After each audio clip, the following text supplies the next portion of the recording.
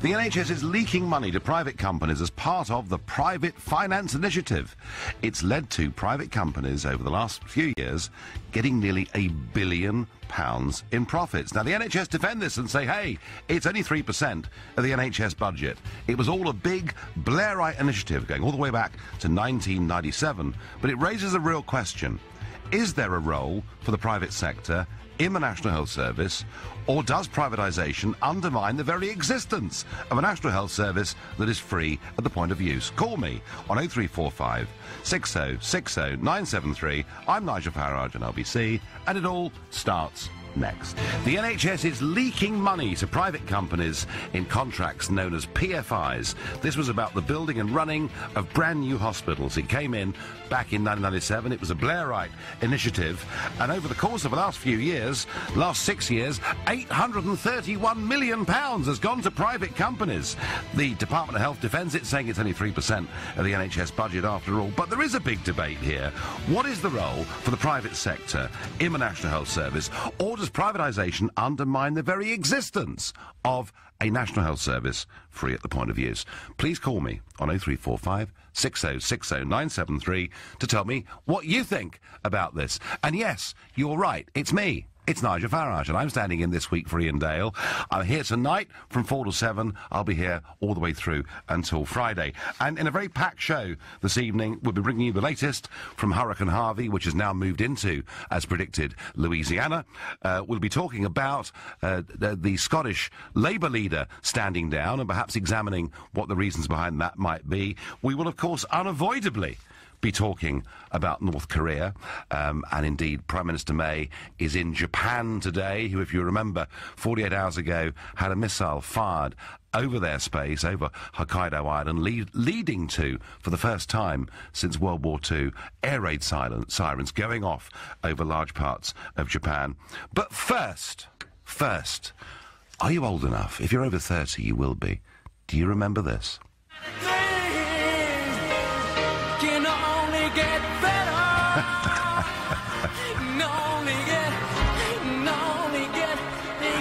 Oh, do you remember it? There was John Prescott jigging, and there was Kinnock, and it was all amazing. It was May 1997. It was after 18 years of Tory rule. It was a young, fresh-faced Tony Blair with his genius of a chancellor called Gordon Brown, and they'd invented something called the Third Way. They'd found a magic formula by which, in future, we could finance new public projects, and it was all going to be absolutely fine and dandy. I think that Prescott called it the public-private partnership, but that didn't quite somehow stick. So they became known as PFIs, Private Finance Initiatives. And it was a way of getting spending on new hospitals. And to be fair, Labour said they would increase our spending on the National Health Service and bring us up to the European average. In fact, they went beyond that. They spent more than that. But it was done with private companies building hospitals, running hospitals, and then charging service charges and interest for the years to come. It was actually an incredibly clever way, back in 97, to get government spending off the public balance sheet, to keep us within an annual 3% deficit, which at the time mattered to Blair hugely because he wanted us, if you remember, to join the euro. So we had to be kept below that 3% level. But what nobody really understood with this magical, mystical third way is that at some point in time there would be a price to pay. So a report that has come out today has said that the NHS is leaking money to private companies, and indeed £831 million of profits have been made by private companies out of the National Health Service over the course of the last 6 years, which, I hear you say, is outrageous. But, of course, the Department of Health defend it by saying it's only 3% of the NHS budget. But we have to perhaps ask ourselves a very big question here. That does the private sector, you know, whether these deals are right or not, the bigger question is, should the private sector have a role to play in the National Health Service?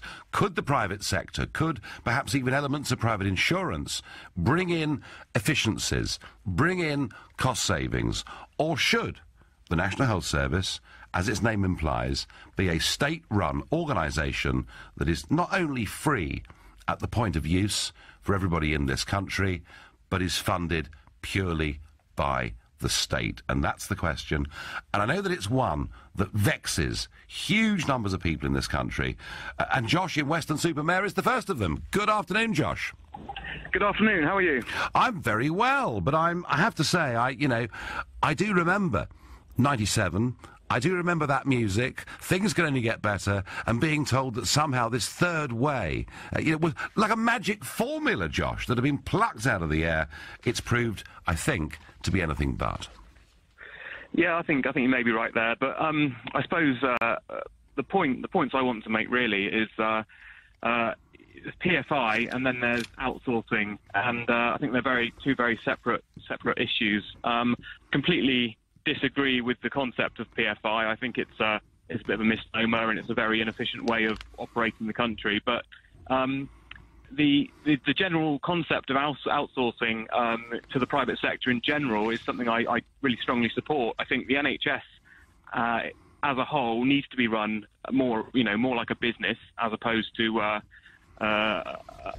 money machine. It's the public sector are extremely inefficient in general. They're known to be relatively inefficient in the way they operate.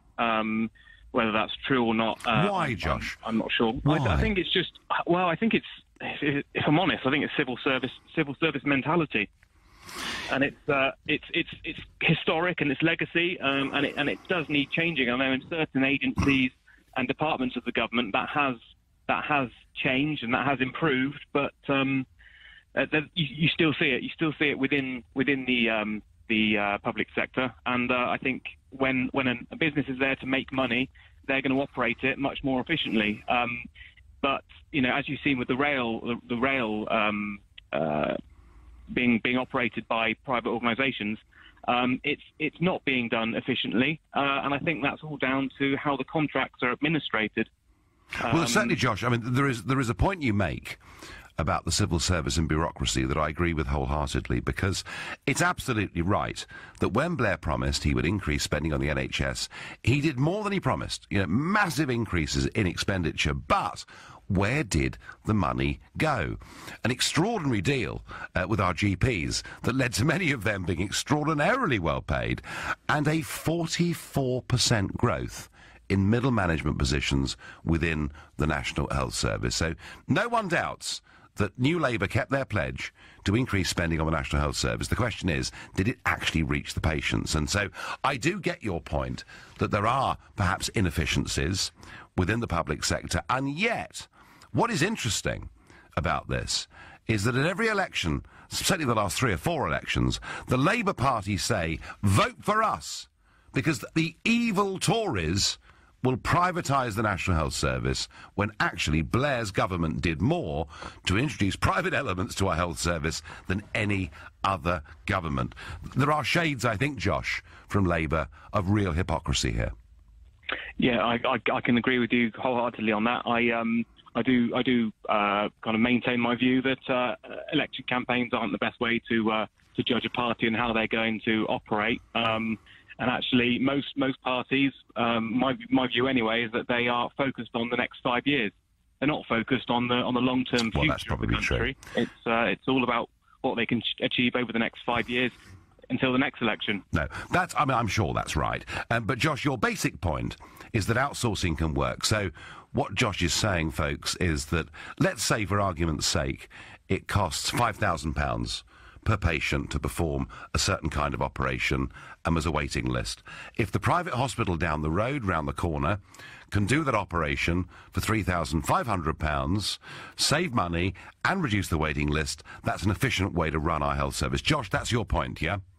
Absolutely, and it's outsourcing work, not just to private hospitals, but to other organisations as well. Josh, I thank you very much for your call. Now, folks, tell me that Josh from Weston-super-Mare is wrong. Tell me that it's bad, that it's evil to use the private sector in any way in our National Health Service when he's put to you that proposition that there are times when the private sector can be used to perform operations cheaper than a National Health Service hospital can do it. One thing I know for certain is that in France, they do this kind of thing all the time. So I think I go with Josh. Totally. I don't think the PFI deals were a good deal. I think it was frankly a way of fiddling the books. But I think Josh is right. I think the private sector does have a role. I think outsourcing can make the whole thing cheaper and more efficient. Tell me I'm wrong on 0345 60 60 973. Andrew is calling from Docklands. Andrew, good afternoon. Yes, good afternoon, Nigel. So I think my view on this is that what I'm very worried about when they say get the private sector involved is they give the private sector some sort of a cartel or monopoly position within the NHS. That's the wrong way to do it. What you do is give the patients the option to take the money that they would have being spent on that operation that the NHS, say, for instance, can't give them for 18 months and take that money elsewhere and find a solution themselves with that money, something like a voucher system. A voucher system, yeah. The money. Yeah. Yeah. And that way you bring the competition back and the NHS has to buck its ideas up. Yeah, Andrew, whether it's done through a voucher, whether it's done by a hospital, as I say, speaking of the one round the corner, I don't think that really matters. What you're saying is it would be quicker and cheaper, and that's the point, yeah? Yes, that's it. People, if you've got a hip operation and you're hobbling around, or you've got some other terrible ailment that isn't necessarily an urgent, life-threatening thing, you want to get it sorted so you can become a functioning, member of society again and can carry on working. And having seen people go through those kind of knee operations, hip operations, and these sort of things, and it takes forever to do them. And I just think that the NHS, there's not really its real position, And if you look at most of the reasons the NHS was set up, most of the diseases that would kill you, 70 years ago or 80 years ago, 90 years ago, you can get a take. No, that's right. And there weren't hip operations, and there weren't stents in hearts and all that. Andrew, you've made the point very clearly. Folks, Josh and Andrew, my first two callers, take a position that I find myself now in absolute agreement with, which is, yes, actually, it is right at times for the National Health Service, free at the point of use, for they themselves to outsource and use private contractors if it reduces the cost and shortens waiting times. Tell me I'm wrong. This is Nigel Farage. It all seemed a wonderful, brave new world as Tony Blair walked into Downing Street in May 1997 with a new, magical third way. It was called the PFI, the Private Finance Initiative, and it was going to give us bright, shiny, new hospitals all over the country. Would you know what? To be fair to Tony Blair, it did. There were lots and lots of new hospitals built. Trouble is, there was something in the small print about service charges and interest and all the rest of it. And a report that's out today says that over the course of the last 6 years, private companies have made profits of £851 million out of these PFI deals. And I'm asking you, is it right? PFI aside, but is it, because I think it's been very difficult for anyone to ring up today to defend PFI, but maybe you're out there, maybe you've been involved in one of these deals and you think it has been worth the money, in which case call me on 0345 60 60 973. But there is a bigger, broader question. Is it ever right for private money or private services to be used in national healthcare provision, or should the National Health Service be absolutely free, not just at the point of use, but run completely by the state? And so far, our callers have said that they think outsourcing is a good idea if operations can be performed more quickly, cheaply and easily somewhere else. So let us know what you think. You can text us on 84850. You can tweet us on @LBC using the hashtag Farage on LBC. Give us your views. Next time going to Anne in Burgess Hill. Anne, good afternoon. Does outsourcing make sense? Good afternoon to you, Nigel. No, it doesn't. I've been around trying to look at different health and saving hospitals over a number of years. And even today I hear now GPs are being asked not to refer people to hospitals and consultants for appointments. There's a price to pay for these private finance initiatives. And who's paying it? Not the people who thought it up. But hang on, done Anne. very well. Anne. But it's the users. We had an orthopaedic And GPs being encouraged not to refer people on to consultants at hospitals is simply a function, is it not, of the hospitals being literally at breaking point when it comes to capacity. It's not to do with private money, is it? Nigel, why are they struggling with capacity? Because a lot of units have been closed. I'll tell you why, Anne. I'm sorry, it's so easy. I'll tell you why, Anne. It's even easier than that. It's because our population is rising by over 500,000 people every single year. That is right, Nigel. I cannot disagree with you, and that's why a lot of people have been very angry, and I am as well, because we haven't thought about it. But if we saw the huge cost of outsourcing, what happens is, and it happened on the orthopaedic side, we had private unit. But they only did the more cosmetic operations. If it was serious or went wrong, straight back into the NHS. We were delighted to get that back into the NHS. And then the CCG's outsourced. A lot of money is being wasted. We had a lovely scheme for patients with chronic conditions, and I went to one. Before I knew where I was, they'd actually got a license to a scheme from America called, it was supporting patients. But there's a license that's paid for something that we already had and produced with our own staff. I'm not in the NHS, but you know, that staff who provided these wonderful support systems. What is the issue, Nigel, is that there are a lot of people out there who've been through universities and are well educated, who suddenly come in with all these wonderful ideas. The private finance initiative is just one example, and they're not accountable because they've moved on by the time it's all in place. That's absolutely true. Look, Anne, please, do understand me. I am not defending the private finance initiatives. Frankly, I think it was a way of fiddling the balance sheets and the books, and has led to a very bad long-term price. I'm not defending that at all. What I'm asking you, Anne, as somebody that has looked at this and studied this and seen this, is, for argument's sake, you know, if your local National Health Hospital in Haywards Heath, or whatever your nearest one is, down there in Sussex, if they could go and use a private hospital in, let's say, Brighton, and get hip replacements done there, cheaper than they can do it themselves, and to reduce patient waiting times, what's not to like about that? I'm not sure about the cheaper they can do it. My own experience, you know, of people, I can honestly say, and in my family, is that the NHS does take greater care. The private hospitals, you're in and out very quickly. Yes, I know. The way it works, I can't tell you over the radio because I don't want to cast any aspersions on people who are trying to do their jobs. But actually, my own friend has had 3 hip operations because it's not now done by the NHS. So because of this, we get them in, we get them on their feet, we get them out because we don't want them in beds too long. It's actually costly. Well, Anne, you know, I've had, my medical notebook is considerably long, and I've had major operations both within the National Health Service and within the private sector too, and you're quite right. You know, the private sector is not perfect, and certainly, you know, if I'm an emergency case with a serious, life-threatening, immediate problem, the National Health Service is where I would want to be every single time. But my own experience, Anne, of elective surgery is that if I go somewhere else, I can get it done more quickly. Now, I've done that because I've been insured, or in some cases I paid the bill myself. But I mean, what you're saying to me is that in some cases the private system is being used not to reduce cost or time, but literally they're closing down departments in the National Health Service to have it done somewhere else. Is that the point you're making? Well, I think they are, and they're also losing a lot of the expertise and the staff, the dedication.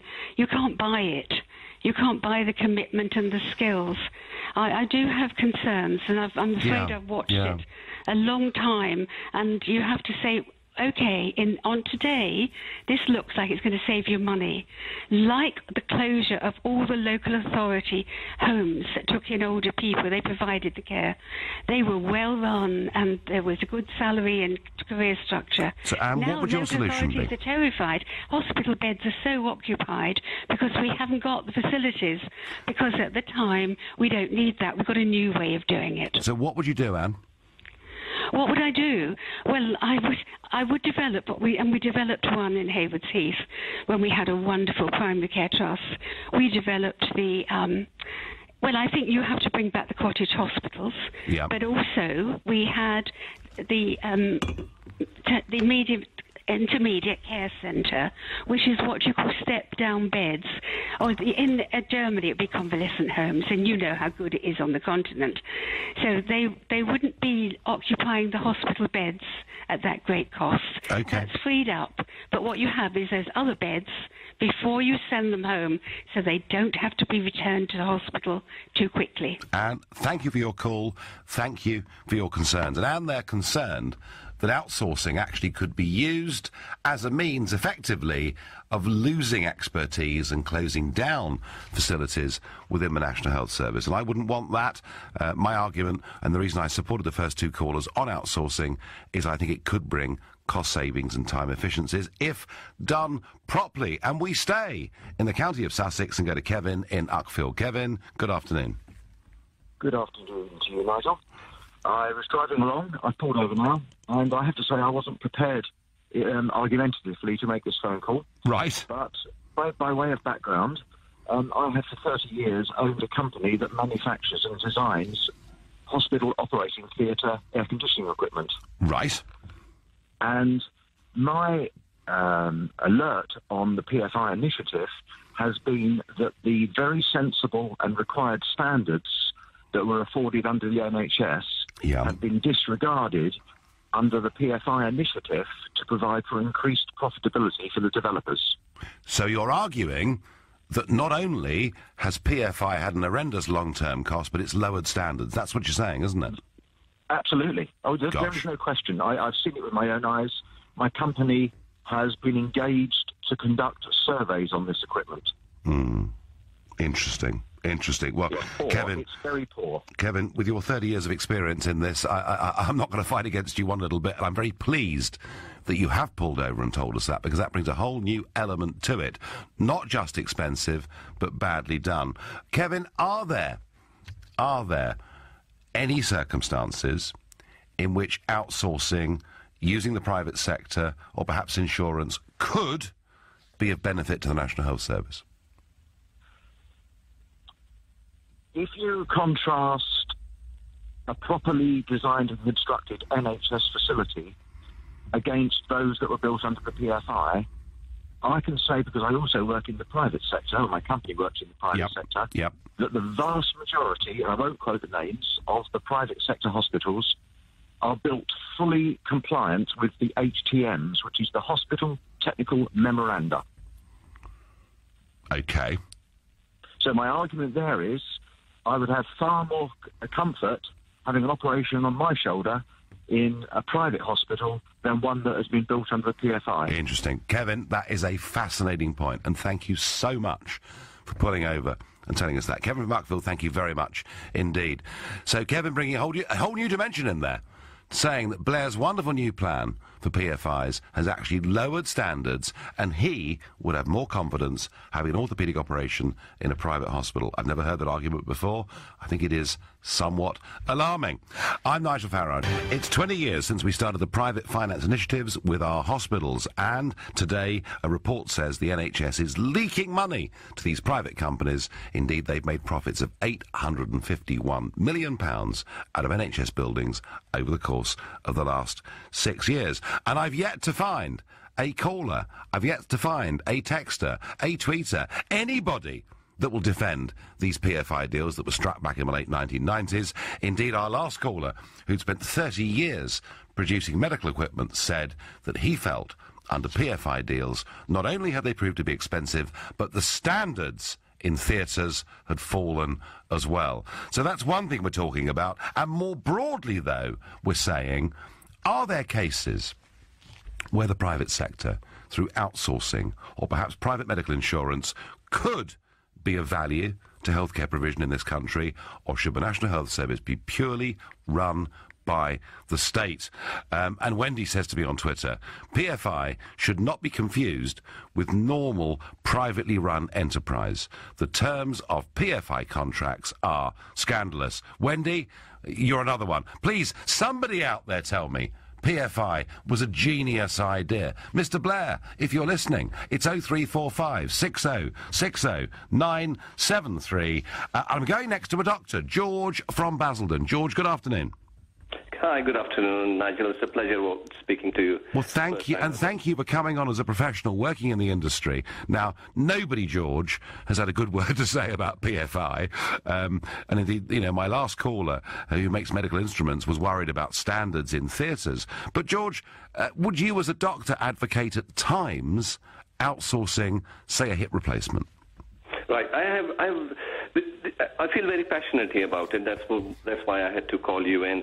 If I wanted to earn more money and do private, then I would have stayed where I was a few years ago. And believe me, I was earning 4 times as much. I came here because I believed in the system. I believed in the NHS. I wanted to be part of the team. It's something like playing God, so to say. Now, one of my observations has been that there's going to be a conflict of interest. Why would you, as a surgeon or as a doctor or as a physician, treat a patient in the NHS when you know the same patient will give you an extra bit of benefit, like sort of a cherry on the cake, something, whatever you want to call that, in the private, the same afternoon, maybe tomorrow, maybe the day after tomorrow, maybe next week? And, you know, that's one of the things. Then again, I have felt that there is sort of a, if not exactly like a gang culture, but it is like a feeling of an elite group working in the private. So, you know, your colleagues among you, like, you know, if you have like 30 people in the department and 10 are working in private as a group, they have sort of an extra relationship. I have nothing against it, but they kind of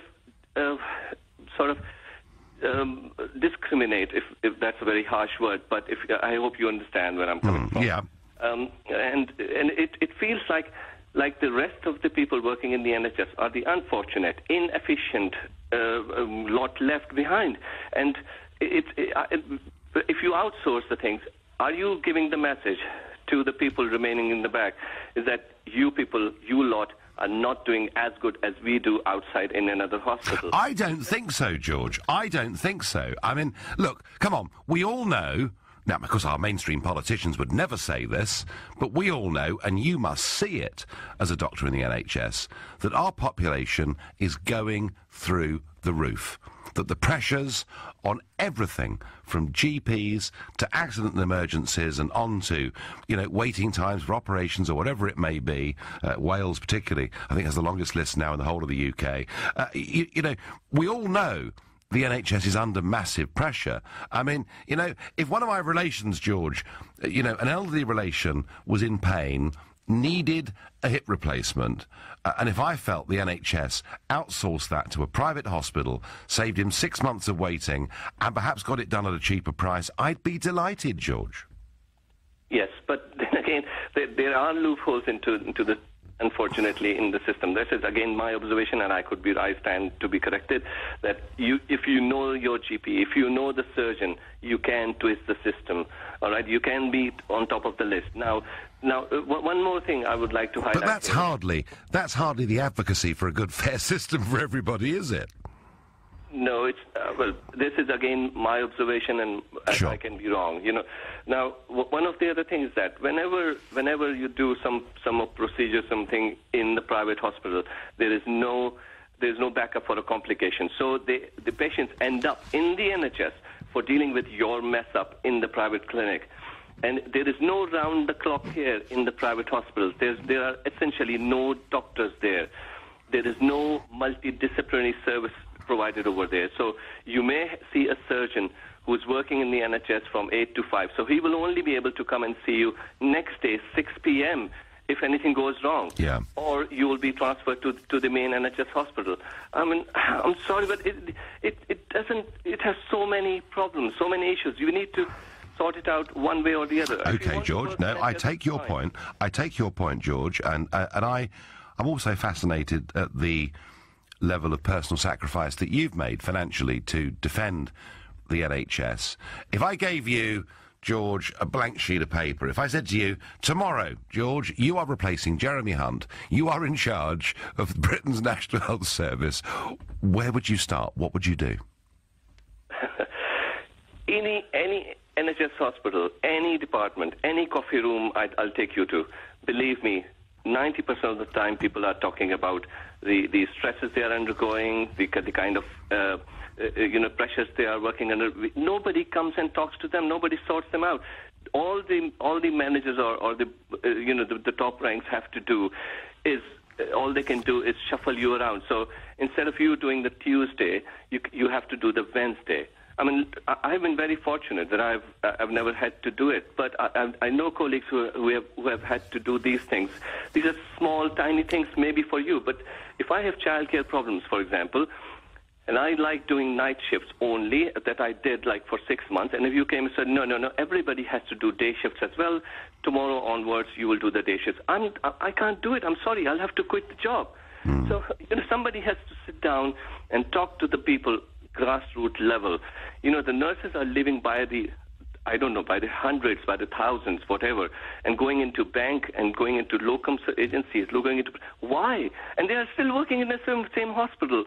So number one, we need to look into the salaries. So you're saying it's very badly run, George, aren't you? Oh, I'm sorry. Am I in trouble? No, you're being frank, and you're someone who cares hugely about it. And look, I mean, come on, a lot of our taxpayers' money goes into this system, and unless people are prepared to be constructively critical, which is what you're doing, and advocating a better way forward, then things can't change. What is morale like, George, in the NHS? In the last decade that I've been here, I felt it go down like way too much now. And it's not only, it's not about the money only.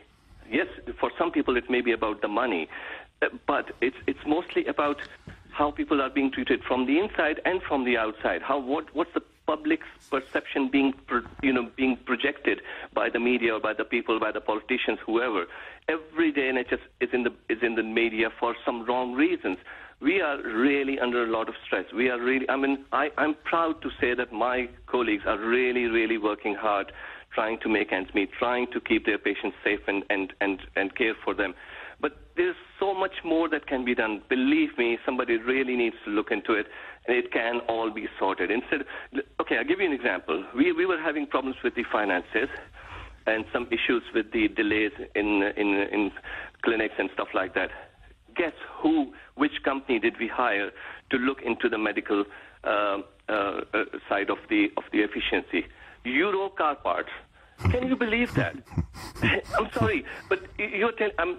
It may be the same. They are under the same umbrella. They are not selling parts, of course. But sure. What I'm trying to say is that they came in and they are telling people that no, while you are sitting and waiting for the doctor to examine the patient, you are not doing anything. So they are telling the nurses, you can go out and look at the other patients. It doesn't work like that. It's not a car, on the jack or something. No. Okay. No, George, you've made a very passionate and very personal argument in favour of a well-run, state-funded National Health Service, and I thank you very much for your call. And I think on behalf of all of us, thank goodness, George, there are people like you out there, is all I can say, and thank you very much indeed for calling. Well, George saying, don't outsource, fix the problems, but I thought the longer that call went on, the more worried I got about the way, actually, that our hospitals are being run. Whether that... it sounds to me, George, like there's a hell of a lot that needs fixing. For the moment, I personally still feel happy that if we do outsource operations, we can save money and save time. That is very much my view. But, please tell me I'm wrong. 0345 6060 973. I'm Nigel Farage. A report out today says the National Health Service is leaking millions in PFI contracts. I'm asking you, is there any role for the private sector in the National Health Service? And we've not had a single person who has defended PFI deals, both in terms of what their long-term cost has been been, but also some hints that perhaps in PFI hospitals, some things in theatres, etc., were built to slightly lower standards. On the more general debate, a lot of you think, and I think, that outsourcing operations at times can reduce patient waiting times and perhaps reduce costs too. But some impassioned calls, including George there, a doctor working in a hospital in Essex, saying, look, it's all well and good doing that, but we need to fix the National Health Service, in which everybody is working under extreme pressure with morale falling. There is a very real problem here. John is my next caller. He's from Sheffield. Good afternoon. Hi, good afternoon. Just a bit of a background. One of the things that you said about Labour introducing PFI, yep. It was originally introduced by Norman Lamont in 1992. I was waiting for someone to say that. They did do it in a very limited way. Labour then did it in a very big way. But you're absolutely factually correct, John, yes. And Jesse Norman, the MP, the Tory MP, wrote a brilliant paper saying it's a bad idea. So it's funny that Blair picked it up again. Okay. Yeah, I mean, he didn't just pick it up. He actually made it a sort of flagship that this was the way in which, you know, we were going to get shiny new hospitals. But, no, John, on historical fact, you're absolutely right. Okay, now, just on a couple of things. One, I'm absolutely against outsourcing. We have, for example, you know, they outsourced the cleaning, and the MRSA bug came in, and they had a huge problem over that, and that's because cleaning was outsourced. There's things like Circle took over Hinchinbrook Hospital, found it couldn't pay, handed it back to the NHS. Yep. Virgin has got a whole swathe of NHS projects. It has yet to make a profit. Virgin has yet to make a profit. I mean, John, when, for example, a cleaning contract is outsourced, is that in effect privatisation through the back door?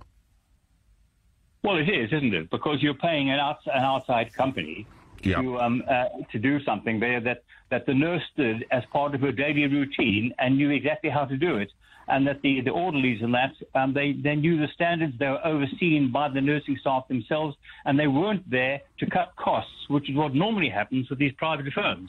Is they look at the costs first. John, you seem to know a bit about this subject. I mean, have you been involved in healthcare yourself? No, I've only been involved in healthcare as a patient. I'm what they call a live kidney donor. Right. So okay. I was from the inside for over a year. Yeah. And the hospital treatment was fantastic in the Sheffield Hallamshire Hospital here. Yeah. It really was amazing. What is wrong with the NHS is the management. It's the way they manage things.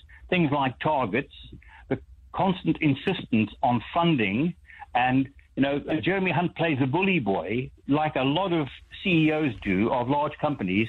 Is their biggest weapon is the money. So he all the time he focuses on the money, and he says we've got to cut costs. Well, actually, if you try and cut costs, the costs go up because you make mistakes, and then you have to repair them. So, right? I mean, John, should we bring in? I mean, it's been talked about before. Should we bring in some dynamic business entrepreneur who set up a huge organisation with tens of thousands of employees? No. Right. I thought you might say that. There's one guy.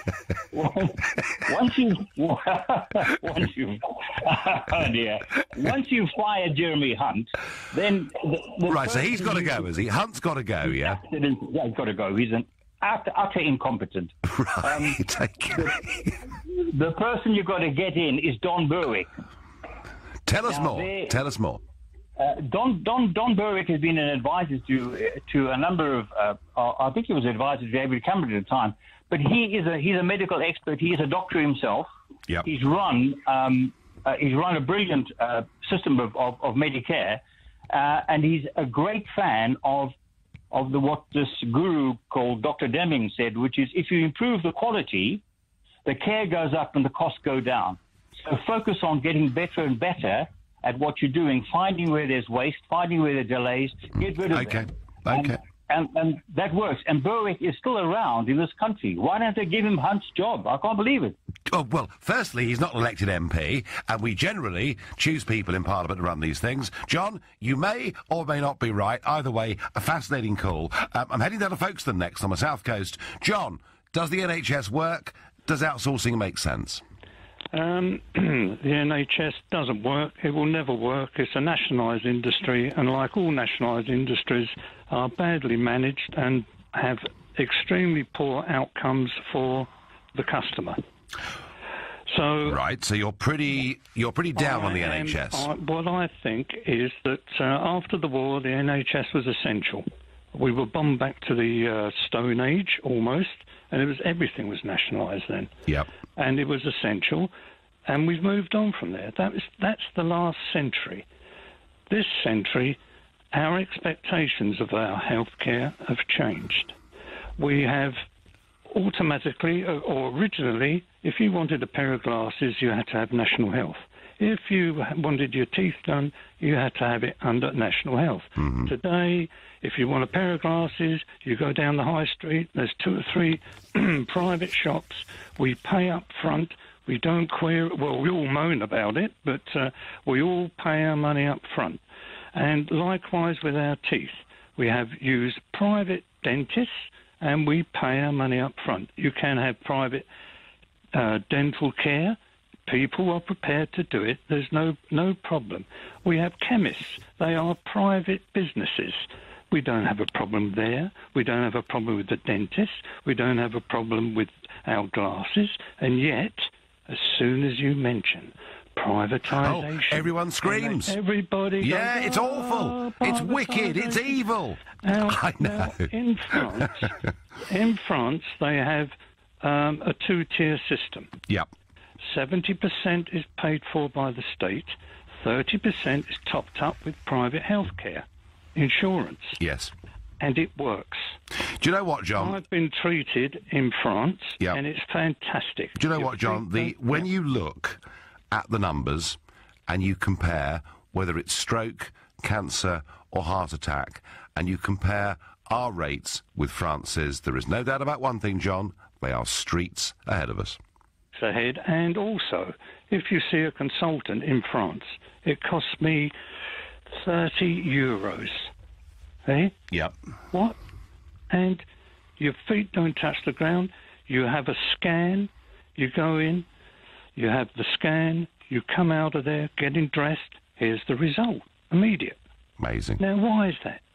Why is that? So, John, your basic point is we've already introduced private competition in glasses, dentistry, many other things, and that actually a bit of private competition is no bad thing. It's brilliant. And the NHS in its current form will never, ever work. It's nationalised, it's run by politicians, and I always think anything run by politicians is doomed. on that note, John, I'll thank you for your call. And my last caller on this subject, and I'm back to Sheffield, and it's Joe. Joe, good afternoon. Hi, Nigel. I want to say, there should be a Chinese wall between the NHS and privatization. Yep. They should not be meeting each other. And I want the NHS should be really, really public funds and publicly managed, but the private sector should come in and bring in fresh capital, should build in big hospitals.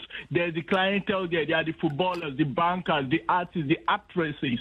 There's a market for private healthcare in England, but they don't need to be parasitic or be parasites on the NHS funds and all that. So there should be a Chinese wall that partitions the NHS public funds directly separate from the private sector. Right, so keep the things completely separate, Joe. Your argument, keep the things completely separate. And, yeah, I mean, private healthcare, actually, it's a very good source of income. London and the South East is earning for this country well over £1 billion a year in people coming in from all over the world to have healthcare and operations here. Joe from Sheffield, my final caller on the subject. Joe thinks the two should be kept absolutely separate. Well, Moving on, after the news, North Korea, it's unavoidable, isn't it? And Theresa May today is in Japan, visiting Prime Minister Abe, and she said that China offers the best hope of pulling North Korea back from the brink. Interestingly, she's refused to rule out the United Kingdom using our own cyber-offensive capabilities against North Korea. Either way, there is international support. The UN Security Council have condemned the firing of the missile as outrageous. So is China our only hope of preventing nuclear war with Korea? The number to call is 0345 60 60 973. Theresa May is in Japan today. She's with Prime Minister Abe, and of course, what is absolutely dominating their conversations isn't the prospects of a trade deal between Britain and China once we've left the EU, welcome though that may be. No, it's that missile, isn't it? Launched by North Korea, leading to those, for the first time since 1945, air raid sirens sounding on the island of Hokkaido and many parts of northern Japan. Now, what Mrs. May is saying is that China offers us the best hope of pulling North Korea back from the brink of a nuclear confrontation. She also, I thought fascinatingly, did not rule out the United Kingdom using our own cyber offensive capabilities. Meanwhile, across the pond, President Trump, who has spoken very strongly about North Korea in the last few days, he has said that talking is not the answer. That kind of begins to make me think that we might be getting a bit closer to military action of some kind than I'd even dared to think. And Trump watcher Simon Marks, LBC's US correspondent, is on the line. Simon, good afternoon. Hello, Nigel. So what is the mood? I mean, has Trump completely run out of any patience with Kim? Well, he certainly seems to continue to be hinting that is the situation. This was a curious intervention. It came, 3 hours ago in a series of messages on Twitter that President Trump was writing about a whole series of different issues. But one of them was North Korea, and he wrote, "The US has been talking to North Korea and paying them extortion money for 25 years. Talking is not the answer." He is, of course, the President of the United States, who a few days ago was threatening fire and fury like the world has never seen before against Kim Jong-un if the North Koreans went ahead with their threat to launch a missile aimed at the American Pacific island of Guam. Now, when the North Koreans didn't do that, there was a brief moment when Donald Trump seemed to step back from the rhetorical brink. He actually put a message out on Twitter commending Kim Jong-un for having made what he called the very wise decision not to follow through on that threat. But then came the missile that flew over Japanese territory, resulted in the Japanese Prime Minister Shinzo Abe and his government urging people in Japan to take cover.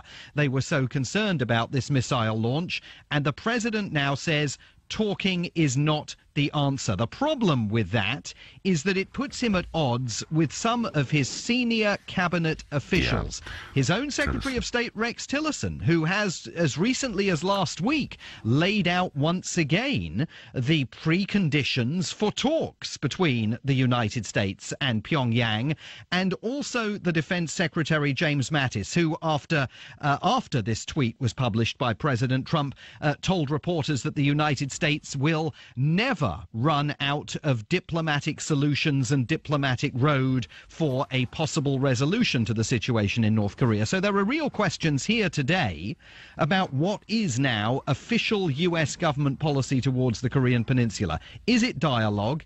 Is it diplomacy, as Tillerson and Mattis seem to think?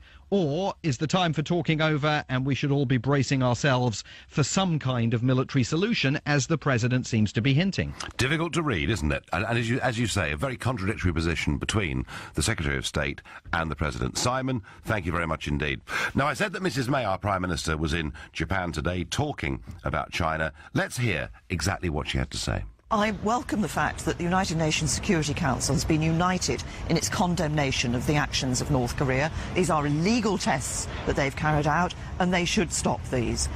What I want to do is work with our international partners, and I will have, obviously, the opportunity here in Japan to talk to Prime Minister Abe about these tests that North Korea have been carrying out and how we can work together and with others internationally to put pressure on North Korea to stop. Yeah. And crucial among along with that is, of course, the role of China. There are a number of issues that China can look at. Obviously, there's been some discussion of further sanctions in the international community. I think we should remember, as I'm here in Japan today, that this was a missile that went over Japanese land. So that will have been of real concern to the Japanese people. We need to work together internationally to stop North Korea from carrying out these illegal tests. So Theresa May there being very clear. We've got to work together internationally. She praised the United Nations for saying what they said, that it was completely unacceptable what the North Koreans had done, firing that missile over Japan. And Trump, once again, as you would expect, using very strong language and saying talking is not the answer. Well, perhaps let's try and get a bit more analysis on perhaps where we are with all of this. And I go now to Rockville in the United States to Harry Kazianis, North Korea expert and Director of Defence Studies at the Centre for the National Interest. Harry, good afternoon to you. Good afternoon. How are you? Well, puzzled, Harry. Very puzzled. I mean, I'm kind of not sure what the real position is of the US government towards North Korea, because it does seem to be slightly contradictory things being said between Rex Tillerson and Donald Trump. Well, don't be confused. Let me put it to you this way. If we're going to go chasing Donald Trump's tweets, looking at foreign policy and looking for policy positions, I guarantee you're going to get one big migraine headache. So I'm going to spare your listeners the trouble. Don't do that. Because we have to keep in mind, there's no way that President Trump can actually craft U.S. foreign policy and U.S. thinking on North Korea in 140 characters. It's impossible. So my suggestion to your listeners and everybody who's out there is look at what the United States does. Don't look at what Donald Trump says. Don't look at his Twitter account. You're going to go absolutely bonkers. What the United States is trying to do is actually quite simple. It's containment. That's really the only option here when it comes to North Korea. We're not going to go bombing Pyongyang. We're not going to try and cut off the snake, as some commenters like to say, or assassinate Kim. We're not going to try and take out North Korea's nuclear program, because if you miss just one or two bombs, they're going to lot those at Seoul, Tokyo, or Los Angeles. The options here is very clear. We have to contain what they're doing, and we have to try to stop them from getting those next generation of weapons. Okay. Your hydrogen bombs and longer range. Okay. Now the British Prime Minister, Theresa May, has been focusing today on the role of China. And can you perhaps explain to our listeners, Harry, is she right in saying that China is our best hope to de-escalate tensions with North Korea? And is it in China's interests to side with the international community against North Korea? Right. Well, the PM's spot on here. I mean, the challenge is China is our best hope, and it's our worst fear.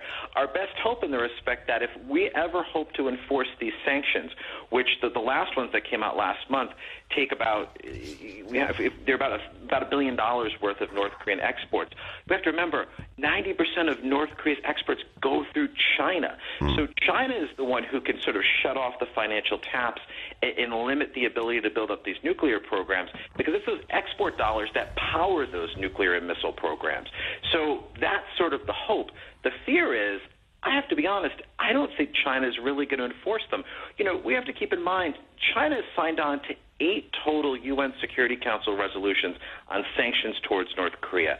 They've never, ever finalized or ever closed off their economy to North Korea in any way whatsoever. And I don't think that the North Koreans are all that concerned about it, because they're happy to fire a missile over Japan. That tells me they're not that scared of China. But isn't it, Harry, in China's interests to use the North Korean crisis to get themselves, a better standing with all the countries in the West to whom they already sell substantial amounts of manufactured goods? To a certain extent, yes, but I don't think the Chinese are all that fearful of a Western response, or Donald Trump sort of pushing back on them and on tariffs or some of the other things that have come about in the last couple days. Keep in mind too, the Chinese actually get some strategic benefits by having this crazy guy in North Korea, lobbing missiles, testing nuclear weapons. Keep in mind, as the media is so focused on North Korea, the Chinese get to push out in the South China Sea. They get to put pressure on Taiwan. They get to put pressure on Hong Kong. They get to put pressure in the East China Sea, and they slowly work their way into dominating Asia, which is their real goal that they basically have told us many times over. So the Chinese get some other benefits. We're not thinking of them the way the Chinese do. No, fine. So what you're really saying is that whilst Theresa May is right to say that China is our best hope of de-escalating these tensions, the reality is they'll talk well and do very little. Exactly. You got it. Right. Harry Kazianis, thank you very much indeed for that analysis. North Korea expert, Director of Defence Studies at the Centre for the National Interest. And I have to say that I think the chances of America launching military action are actually pretty small. If a missile was sent to that little island of Guam, and there was a genuine threat perhaps to Alaska or somewhere else, then I think Trump's got himself into a position where he simply would have to respond. But I don't see that happening in the short term. But I do worry that we're seeing a military build-up. We're seeing a leader of this country who perhaps doesn't always act rationally. I think there was great fear in Japan yesterday. The international community are joining together through the UN Security Council, and this has got the support, publicly at least, of China, certainly of Putin's Russia too. The question is, is Theresa May right? Does China offer us the best hope? Is China the only hope to de-escalate these tensions? And is it really in their interests to do it? I'd be fascinated to hear what you've got to think, or whether perhaps you have a different solution to how we deal with this problem of North Korea. I'm Nigel Farage. So in response to that missile fired by the North Koreans over the Japanese island of Hokkaido, Trump gets tougher still and says talking is not the answer. And Theresa May, there today in Japan with their Prime Minister, saying that China offers us the best hope of pulling North Korea back from the brink of nuclear confrontation. Do we think Theresa May is right to say what she said? Is she right to welcome the United Nations resolution, which got China and Russia to agree? I think, she must be right about that. What I find really interesting about foreign policy is that we have a foreign secretary. His name, if you haven't forgotten him, is Boris Johnson. And yet with all these great global events that are happening, we hardly ever hear from him. Now, it could be that Boris is on a beach somewhere having a well-earned rest, but it does surprise me that we genuinely don't hear more from Britain's foreign secretary on these affairs. Could be, I suppose, that maybe Britain is rather powerless in this situation. Perhaps even Donald Trump is slightly powerless in this situation, because could he get support from the rest of his administration for some kind of military action if Guam or any US territory was threatened? So it is a worry. We do have this huge escalation with North Korea, and I'm asking you, what is to be done? Is Theresa May right that China offers our best hope, or have you got another idea or another solution? Matthew is calling me from Calais. Good afternoon, Matthew. Oh, hi, Nigel. Sorry about background noise. In fact, I just had to leave and they started the safety announcements. But basically, I tried going out on deck, but they've got the noise out there as well. Right, okay. So you're returning from holiday, are you? Or? Yeah, it's all right. Well, on business in Paris, so okay. Good on Heathrow. But basically, I think the solution is that really, the UN and basically Trump should start basically saying that really we all want to disarm, and basically we should start that process. And no one should have nuclear weapons, and the UN should step in to say, okay, everyone has to start disarming, and that is the way forward, because nuclear weapons is going to be the end of the world. So. OK, Matthew, I am going to say, I'm sure you're a lovely fellow, but you're a bit of an idealist. I just don't think that we're going to see, wholesale nuclear disarmament happening all over the world. Matthew, it isn't going to happen, is it? Well, we've got to start those talks. Everyone's got to be talking that way. And if we're talking that way, and then we could then say to North Korea, yeah, you haven't got them, so you're not going to get them. And then obviously if the whole, United Nations unite in what they are against them getting nuclear weapons. But I see it from their point that they're thinking, okay, everyone else, there's a lot of other people have it, we want it as well. So there could be. It's not going to happen overnight. Matthew, there could be. If there was a better relationship between the USA and Russia, and not the current hysteria about Russia that is going on in Britain, America and elsewhere, then there would be the possibility of a talks between those two countries about the de-escalation of the sheer number of nuclear warheads that each side holds. But I do not see a world, Matthew, in which, nuclear weapons just simply disappear completely. I just don't think in practical terms it's going to happen. Another suggestion I had yesterday was somebody said what Trump ought to do is to invite Kim Jong-un over to Washington to have dinner at the White House. A well-done steak, bit of tomato sauce, whatever it may be. But again, I don't see that happening. So, Matthew, your idea that the UN get involved, we all lay down our nuclear weapons, is a lovely one. It's a wonderful one. But I'm afraid I don't see it happening at any point in the foreseeable future. Do you, Matthew, look at North Korea and feel scared about them? Well, I think if I was living in that region, I would have been very concerned. We're quite far away, and I think, they haven't got the means to get to us yet. But, that's why I think, everyone disarming is not going to happen overnight. It's going to be taking decades for that to happen. But as you mentioned, to slowly start reducing. But if we start talking that way, and then we could convince other people not to try to get nuclear weapons, then ultimately, that's the day. Okay, no, Matthew, it's, 10 out of 10 in terms of it being the right solution from me, but I'm afraid 0 out of 10 from me in terms of it actually happening. Have a great ferry crossing. Matthew there calling us on his way back from Paris in Calais. Tom from King's Lynn in Norfolk. Tom, what do you think should be done? What can be done, if anything? Well, I think what's going to end up happening is we are going to engineer some form of a change in the regime, but it's going to be something that China will be amenable to. China won't do it themselves. We'll have to do it for them.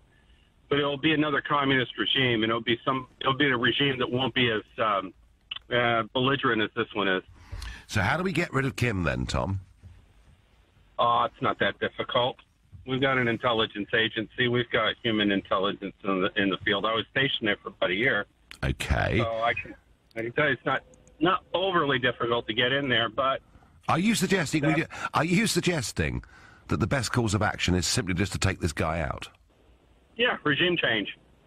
I'm not advocating that he would be killed off. There'll be certain political considerations behind it, but I believe regime change is about the only way that we're going to get to a solution with this whole issue without nuclear weapons, and also, by the way, getting China's support, because China will not allow regime change unless it's something it's a regime that's acceptable to them. Yes, I understand that, but the regime change argument, of course, we used, did we not, in Libya, that we were going to remove Gaddafi to make Libya a better place. It's made it, without doubt, a worse place. We were going to remove Saddam because he perhaps posed a threat to us, and it would make Iraq a better place. I'm not sure that it has. I just worry, Tom, I worry that the argument for regime change has not been very successful over the last few years. You have to bear in mind, though, that we're talking about a country that borders China. If we suggested or advocated regime change with China as a partner, and China being the ones that basically selected who they would prefer as a replacement for Kim Jong-un, then I think there'd be a better chance of that succeeding. I understand that. Do you think China is in the mood to work with us as closely as that? Actually, I do. I do, because they see North Korea as something of an embarrassment. And from an economic standpoint, we are their largest customer, frankly. Yeah. Yeah. So if we basically come to them and basically say, look, here's the deal. We'll support putting a new person in place as long as it's someone that you agree with. and it's not somebody that's going to continually to threaten Japan and us. It's protecting your national interests. It's protecting our national interests. And let's face it, the trade continues. We're your biggest partner. We're your biggest trade customer. You know, if we're going to have problems in this department, maybe we should reconsider our trade relationship. I think that would turn China around. Yeah, no, I do understand the logic of that. And who would broke that deal? Would that be done through the UN, or would it be someone like Rex Tillerson that did that, you know, America to China? I think it's already being done. I think it's being done through Rex Tillerson. Yeah. To be fair, I think a lot of things are going on that nobody knows about. I think people are being very tight-lipped because Trump is a deal maker, and when it comes to negotiation, I don't think they're going to find somebody as good as he is coming to the table like this. I understand he's not quite versed in this arena since he's not a politician, he's a businessman, but... Well, the same argument, of course, could be used about Tillerson, who ran ExxonMobil and was their chief executive until he became the Secretary of State. So you could use the same argument about him too, couldn't you? You could. However, China is, despite the fact that it's communist, China is very business-oriented. China is all about getting the dollar, getting the yuan, getting the pound, getting the franc, getting the euro. So, you know, they're business-oriented. They're businessmen, too. I think there's already a lot of talk going on as we speak, and this is part of the reason why I don't think you're seeing a lot of hysteria or you're not hearing a whole lot of hysteria coming out of the United States regarding China. It's mostly about, you know, Confederate statues and this other... that malarkey, you know. Yeah. But no, Tom, I think your basic point that these conversations are happening and that it is being said to China that it's considerably in their interests for something to happen, and whether that something is military action or regime change or whatever it is, I'm convinced you're right. I'm convinced those conversations are happening and that is the key. Ultimately, China will do what's best for China. Tom from King's Lynn, an absolutely fascinating phone call. I think he's right. I'm sure. You've seen publicly, actually. You've seen Trump being quite nice to China. You've seen Tillerson be quite nice to China. I'm sure these conversations are happening. I think Theresa May, for once, is right. China probably is the key to sorting out North Korea. I'm Nigel Farage. Theresa May is there in Japan today, and she says China offers us our absolute best hope of stopping this increasing tension and escalation with North Korea. Is she right? Is it in China's interests to do a deal with the West to perhaps change, attack, or get rid of the current leader of North Korea? Our previous caller, Tom from King's Lynn, suggesting that those conversations are taking place already between Rex Tillerson and the Chinese regime. And you know what? I suspect that is absolutely right. John in Gravesend in Kent. John, good afternoon. What do you think? Good afternoon. Well, the policy to solve all this for everywhere, Ukraine, Venezuela, all the other countries, is Yanks go home. I'm sick to death of this blooming attitude towards North Korea without an appreciation of where they're coming from. Where the Japanese mistreated them between 1910 and 1940, and the way that 200,000 Korean women were there to service the Japanese army. The fact that the Americans there, destroyed every city, killed General Curtis May, bragged, we've killed 20% of the population. I mean, it just goes on and on and on. Do you know, it was, you can try a Time Watch program, We'll Kill 'Em All, it's called. And it's a documentary about the Americans killing refugees, civilians, in Korea. And the South Koreans hate the Japanese. And all I'm trying to say is, with that background, the Supreme Leader is right. You know and I know, if a country disarms, the Americans will have them. And there is no way China is going to allow America to do what it's doing around Russia and put American bases straight on its border. No, of course. No, I completely understand that. That would not be in China's interest, John, and I get that. Of course I get that. I understand that. But the idea of Yanks go home is not something, I would suggest to you, John, that would be very popular in South Korea, where they absolutely rely on the American military being there for fear that if they weren't, the North Koreans would invade them. Look, we have the same argument with Iran. Iran hasn't attacked another country since I think it was a battle at Basra 218 years ago. Yeah, and we make out they're the biggest threat. You know, it's pathetic. Honestly, the Americans should get out of the East China Sea, stop meddling in other people's affairs, go home, and get out of the way. Until Trump came in, Korea was just meddling along in its own way, a sovereign country, allowed to have nuclear weapons. As you said, we're not going to disarm. No, we're not, and that's never going to happen. But I mean, John, at the moment, the way the North Korean regime is behaving is pretty provocative stuff, isn't it? And the American regime. And as far as I'm concerned, the situation's like this. I know that they can destroy North Korea, but also I know a lot of Asia and possibly a bit of America can be put into a wheelchair. And finally this, you do not need a missile to go to America. Do you know how many sea containers arrive in America every year? 6 million sea containers arrive in the United States. Only 2% are actually checked by customs. Yeah. You can put a bomb in a container, put a stamp on it, send it to Chicago, and when it goes up, there won't be anybody there to identify who posted it. Don't give them ideas, John, for goodness sake, but I do understand what you mean. All right, John from Gravesend, he's very clear. It's Yanks go home. Americans have interfered far too much in global foreign policy since 1945. Well, I certainly, John, would not support everything America has done in terms of foreign policy, but I cannot see South Korea wanting American troops to leave. I simply can't. Jim in Billericay. How do we get the Chinese to help us, Jim? Hello, Nigel. I couldn't disagree with that man more. Right. It's all very well talking about the American imperialism all over the world, but when it suits us, we certainly want them to be the sheriff of the world because nobody else will step in. And if that's the case, what's Japan got to do with it? So it seems to me that there are only two answers to this. One is China, and I don't see China putting itself out because they themselves are very undemocratic and very tyrannical. The government is. So if that doesn't happen, we've seen lunatics and dictators throughout history.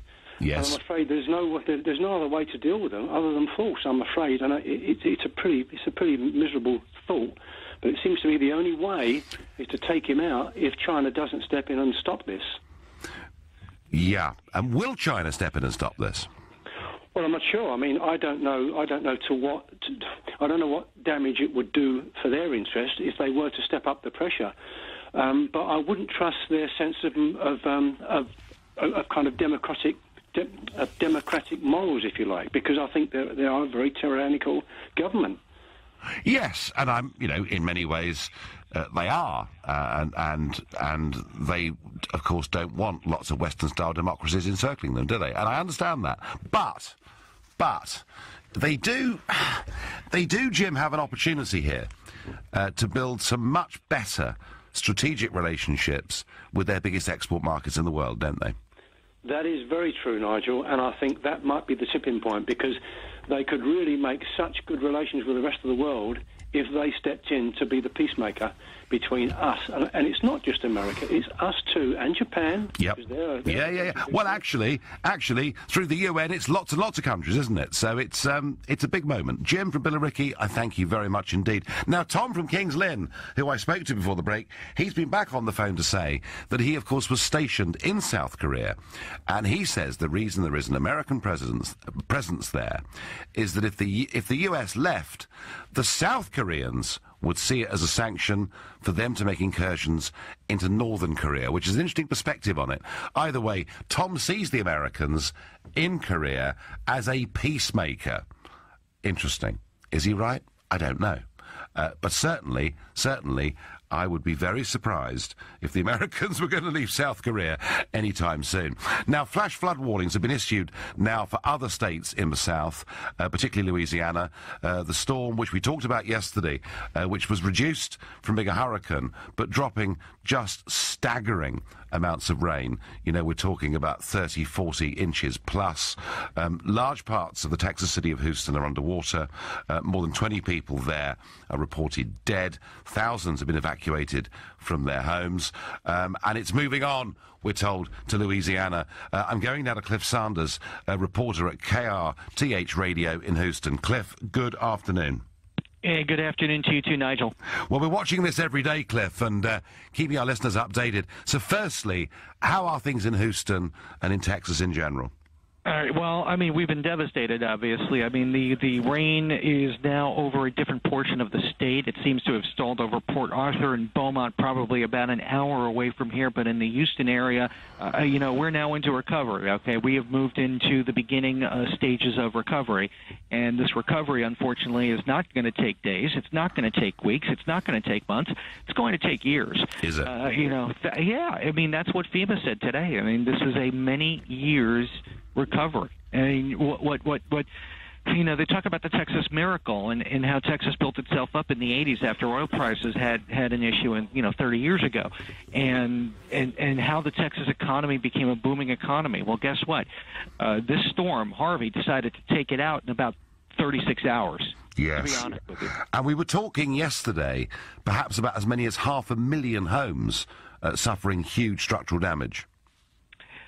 I don't know if it's 500,000 homes that's going to suffer huge structural damage. We're not going to know these numbers for if we're honest here.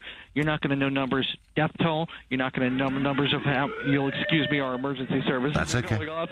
It's all right. Certainly authentic, Cliff. You can tell I'm in a newsroom. Yeah. It's certainly going to take months for us to figure out just how many people died, how many people were helped in shelter, how many people have applied for assistance from FEMA. This is something, you know, if anyone is looking for hard and fast numbers now, you are just not going to get it. And the storm, we understand, is moving on to Louisiana, and perhaps, I heard it today, it could even threaten New Orleans again, who, of course, had suffered that devastation 13 years ago with Hurricane Katrina. Yeah, and you know, that is just a shame if it does get to New Orleans, because that city has done such a great job in rebuilding after Katrina hit it in 2005. This is a very, very stubborn storm. And Nigel, I got to be honest, I talked to people at the National Hurricane Center on Monday as we were, you know, in the thick of it, and one person who has been a forecaster for 30 years, a hurricane specialist for 30 years, said to me, in 30 years of looking at hurricanes, I've never seen a storm like this. To just hit and stop. Yeah. I mean, think about it, because usually when a hurricane hits, once they hit land, they tend to move up, and they tend to get out. But this thing just stayed. It just stopped and just kept on raining and raining and raining. And is there now a big debate, Cliff, there, about whether climate change is part of this or not? You know, I don't want to look. I don't doubt the science by any stretch of the imagination. I'm trying to stay out of the political debate, to be honest with you, because we're still dealing with a situation here, Nigel. I mean, this is going to be something that we're dealing with for months and dealing with for years. So I'll leave the climate change debate as to whether or not it had anything to do with this storm to people who are far smarter than me. You know, I've got a responsibility to the city that I live in, to the people that I talk to on a daily basis, to inform them and keep them as safe as I possibly can. Cliff, we thank you very much indeed, and please keep us updated as the week goes on. Thank you. That was Cliff Saunders, reporter there at KRTH Radio in Houston, Texas. Well, we've been talking about China. Theresa May saying that China offers us the best hope of neutralising somehow this threat from North Korea. I'm asking whether she's right, whether it's possible. I want your calls on 0345 6060 973. I'm Nigel Farage. There's a press conference going on. The governor of Texas in Austin is giving a briefing on the current situation regards Hurricane Harvey. We're going to go straight there now. Hit Aransas County, Port Aransas, Rockport area, and the desperate needs they have to get power restored, as well as to begin the rebuilding process. And then the president was here at this operations center and got to see what we do.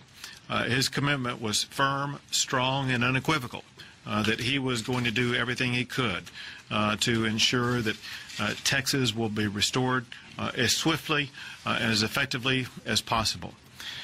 As we all know, there's been rapidly changing conditions in the state of Texas, while at the same time we are beginning the rebuilding process around the coastal Bend region. And while we are dealing with what is now receding waters in Harris County and the ongoing evacuation as well as safety rescue process in Harris County, we're now also dealing with catastrophic conditions in southeast Texas. And those conditions are a threat to life and property. And that is required that we take measures to do all we can to help protect them. And I will cover part of that in various different categories as I go through this discussion. First, let me tell you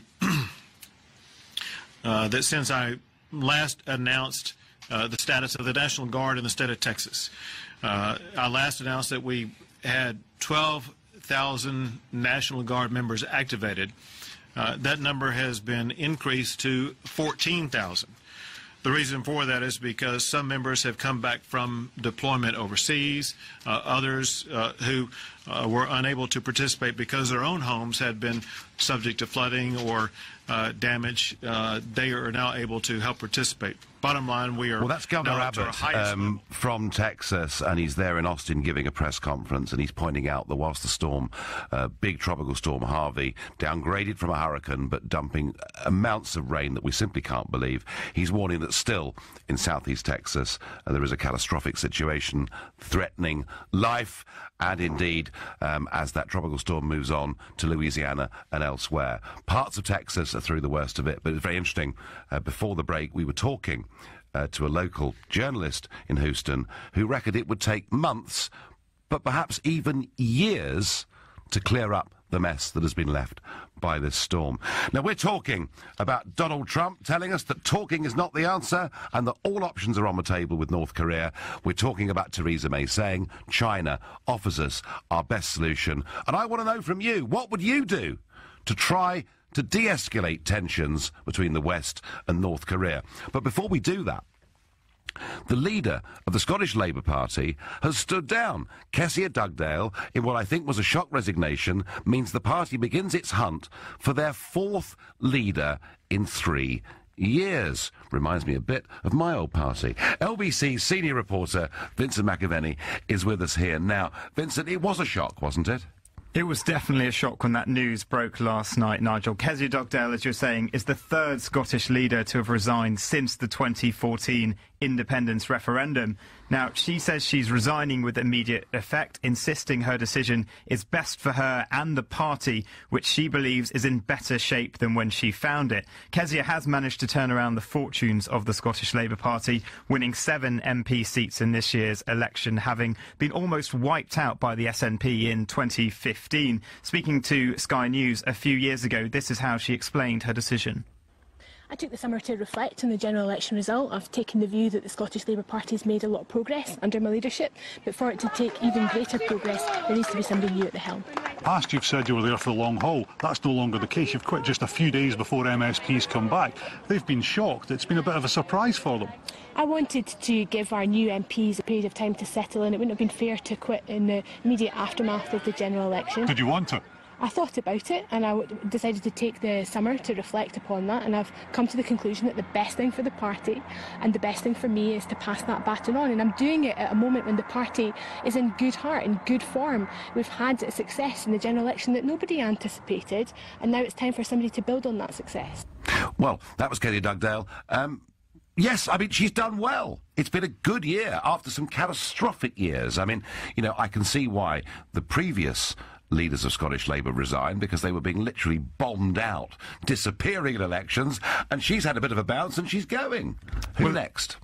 Well, that remains to be seen. She's had a difficult time of it. She's been an outspoken critic of Jeremy Corbyn, in the past branding him not competent to do his job. And in last summer's Labour leadership election, she supported rival candidate Owen Smith. So that is the other factor involved in this. And Kezia herself has just finished a week of campaigning for Labour in Scotland with Jeremy. She's denying, though, those accusations that she's been forced out in favour of someone that he would prefer. And her supporters also say, having battled with the SNP and Ruth Davidson's resurgent Scottish Conservatives, she's tough enough to withstand their attacks. But this is a more personal matter. The SNP leader and First Minister of Scotland, Nicola Sturgeon, has paid tribute to her departing rival. Well, Kezia took over leadership of the Labour Party at a really, really tough time, and although her and I are opponents, I always really admired the guts and the tenacity and the determination that she brought to that task. She has made the decision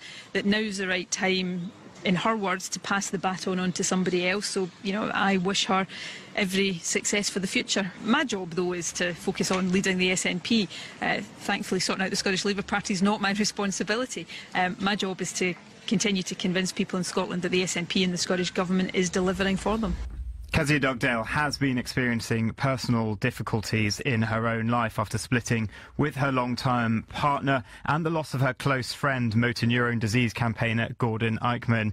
It seems this may well be a genuine case, Nigel, of a politician quitting politics for personal reasons, and unlike you, I don't think she'll be back at the helm. Thank you very much, Vincent. Well, all change once again in the Scottish Labour Party. The surprise resignation of Kezia Dugdale, who had done well as leader of the Scottish Labour Party. But one thing for certain, if you are going to resign as a party leader, do it at a good moment and not at a bad one. Vincent, thank you very much. Well, back to this question of North Korea. What is to be done? Trump making some big, strong threats. Theresa May really putting all her eggs, if you like, in the China basket, and me wondering what really is in China's interest, ultimately. Colin from Ashford, who I believe has got some experience of the region. Colin, good afternoon. Good afternoon, Nigel. Hello. Yes, I just wanted to say I was in the country about 4 years ago, and I think it's very similar to what's happening now, to what was happening 4 years ago. So at the time when I was there was a lot of build-up for war, a lot of war talk, a lot of preparation for war. The people I spoke to were very interested in what the outside world was saying about them.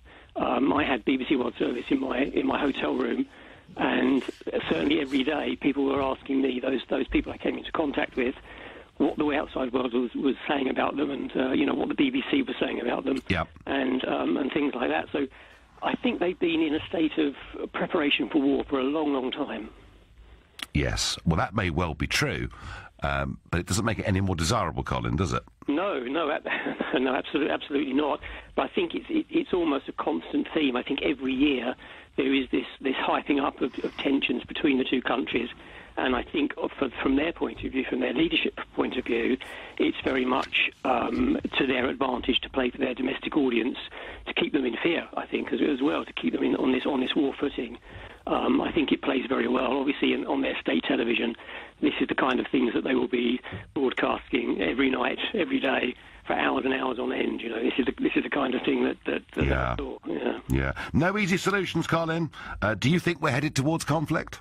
I doubt it. I think because it's happened before, and I think it's one of these drum beats that get louder and louder, and then eventually sort of fall away. Okay. I don't think it will happen, and I don't think China will ever want America anywhere near its border. No, well, that, of course, is very true, and that's why it's such a complex issue. Colin, thank you. Ted in Southend says, hello, Nigel. Just send over Daniel Craig into North Korea. It'll all be over by Christmas. Thank you, Ted. Well, a light-hearted end to what is a very serious conversation. Coming up after the news, the practice of weeding out underperforming sixth form students in the middle of their A-level courses is something that is today in Orpington at St Olave's Grammar School causing one hell of a row. We're told that other high-achieving grammar schools are doing this. I guess it's all about league tables. It's all about the school looking good. But what about the interests of the individual children? And does this raise bigger questions about the benefits or otherwise of grammar schools? Call me on 0345 60 60 973.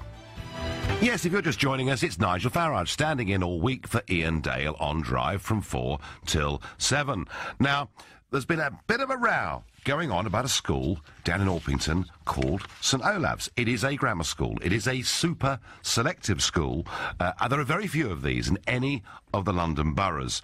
However, what they've been doing is, at the end of year 12, as students are about to move into what is now year 13, their final year, their A-level year, some of them have been weeded out because it's felt they're not going to achieve the kind of grades at A-level that the school thinks sufficient. Why would the school say this? Well, it could be that they're acting in the interests of the children, or it could be they're acting in the interests of the reputation of the school and where they stand in the league rankings. And it should be said that St Olave's is a very high-performing school. Well, a couple of the families have actually gone to law on this and have issued judicial review proceedings. So there is a real fight and a real battle going on. And indeed, the Labour Party have got themselves involved in this. And Angela Rayner, their education spokesman, has said that this is not just happening at St Olave's School, it's happening at other grammar schools around the country. So are we putting on too much pressure on children to achieve results? Is this a case where the school cares more about its ranking than it does about the well-being of children? And perhaps there is an even bigger debate around grammar schools. Now, I have to declare a strong interest in this. I think the abolition of hundreds of grammar schools all over the country, which happened in the 1960s, 70s, into the 80s, I think it was an absolute wanton act of vandalism. I still believe very strongly that grammar schools give children who've got parents of modest means the very best opportunity, if they're in the high IQ categories, of competing with the brightest children who've got very wealthy parents that can afford the best private schools and for whom tuition fees and everything else at university simply aren't a problem. So I do believe in grammar schools. And actually the county of Kent, which Orpington borders, does have grammar schools, and about 25% of people go to grammar school in Kent. In the case of St Olave's, in the borough of Bromley, it's fewer than 2% of pupils that go to a school like St Olave's. So they are what would be called super selective schools. Do you think that what is being done with students being weeded out at the end of year 12, a year ahead of doing their A-levels, do you think that is the right thing for the school to have done? Or do you think, actually, that this is a case of a school behaving really very, very badly? And by the way, this is not for discipline. They're not being kicked out because they've been caught doing things they shouldn't. It's simply because at either AS level, as it was before, or internal exams, as the school has now, people are not reaching the right grades. Joe is calling me from Wimbledon. Joe, good evening. Hello, good evening, Nigel. Great to talk to you. The school is a selective school. It is. And it has to keep its numbers in terms of what students are achieving up, and it's not going to do that by taking any old Tom, Dick and Harry and any kind of results and saying that's okay. The kids have to pass a fairly rigorous exam to get into the school, and they have to reach a certain grade. It's a selective school. And, well, it's actually, Joe, it's actually a super selective school, isn't it? Well, there you go. So there you are. So that's exactly why, if people, as they're leaving, because that's obviously what really counts, you know, the kind of O and A, GCSE and A-level results that they're getting, those that are leaving that are about to take those exams, if it's not thought that they're going to do very well, then they won't want them to stay because it shows up in their league, you know, in their league table. And they are, as you say, a super selective school. People won't want to send their kids to a super selective school if it's not being super selective, will they? Yeah, I mean, on the website for the school, they boast that this year's A-level students achieved 96% A-star to B grades, so 75%. Well, yeah, I mean, actually... Yeah, and 75% of all their A-level grades were A-star or A. So this is a very, very high-performing school. But hey, you know, you're 17 years old, you've got just a year left of school, well, in fact, less than that, because the exams come early, don't they? And you're suddenly turfed out. It's a bit rough in one way, isn't it, Joe? It is, Nigel, but the fact is, you know, those kids are going to... All right, you want to call it an exam factory, then you can. All right? But those kids are going to have been sort of tailored and kind of, you know, primped and preened into this sort of stream from the minute they get there. So they will be used to working hard, and it's expected that they should be reaching, you know, hitting the top. So if they're not, then something's gone a bit wrong. Well, maybe they're reaching the top, Joe. Maybe the school, and I by the way, I don't want to be sued by St Olives, but I just maybe, maybe schools like this achieve very high grades because they do weed out students who aren't going to get good grades, and that could be used in a pretty cynical way, couldn't it? I don't think they're being cynical. I just think they're being real. They are a super selective school, end of. And it's tough. It's a tough lesson to learn at that age, but, you know, that's what you get when you go through that school. And they're very lucky to have been able to have gone through that school because not everyone gets there. No, that's very true. You know, no, that's very true. So they've been lucky already, haven't they? It's Darwinian survival of the fittest, Joe, is it?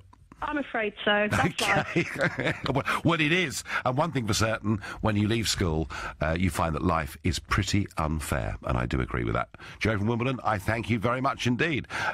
You know, Joe, defending what they're doing, I do believe in grammar schools. I do honestly think that one of the reasons that the class divide has widened so much in this country is because we abolished grammar schools. I genuinely believe that. And I'm going next to British Columbia, to Nick. Hello there. Hello, Nigel. Hi. So, now, I understand that you've called from the other side of the world to tell me that I'm completely wrong. Well, first of all, I live in a country that, like the US, that has no grammar schools. Basically, the public education system here is good enough that when you look at the top 10 schools in Vancouver, there are 2 private schools and 8 public schools. Now, yes, parents will move to an area that has a better public school, but on the whole, in North America, in fact, in most of the rest of the world, they don't adhere to Victorian education systems in an attempt to look back to the imperial past. Oh, Nick. Why maybe they do better Nick, come on. That is ridiculous. To call grammar schools Victorian is ridiculous. Many of them were going centuries before Queen Victoria got to the throne. This is true. I went to a school in England that was founded in the 1560s myself. Well, there you go. It couldn't teach a damn thing about computers and engineering, which is maybe why Britain's falling back in those subjects. The one thing I did want to say about this was, if you're going to have a league ranking system for parents to look at so that they can tell which schools will do the best jobs of educating their children as opposed to selecting the brightest kids, then allowing schools to kick kids out makes a mockery of that league ranking system. You would have to have a corollary within that league ranking system that said, yes, this school achieves 95% in A-levels, but it kicks 50% of its kids out to get there. Yeah. As a parent, you need to know that, because if little Johnny is not maybe quite as bright as the others, you don't want to send him to that school, even if you can get him in through hell or high water. This makes a mockery of the ranking system. Yeah, I mean, we're not talking here, Nick, about 50% being turfed out. We're talking about a dozen students in a year. But I do take your point, and this can be used extremely cynically. So, Nick, I mean, tell me, do you have good memories of your grammar school days or not? I wasn't actually. I was at a grammar school. It was a church school that was a grammar school that turned into a comprehensive modern. Yeah. And it's closed down since. No, my dad went to grammar school. My grandfather's a doctor. I came from a lower middle class family. I have to say that if you look at the outcomes of British education, it's not producing the outcomes we need as a country. It's not producing. I mean, I cannot see the Bill Gates and Stephen Jobs coming out of either the private or the grammar school system in Britain. We need to do technical.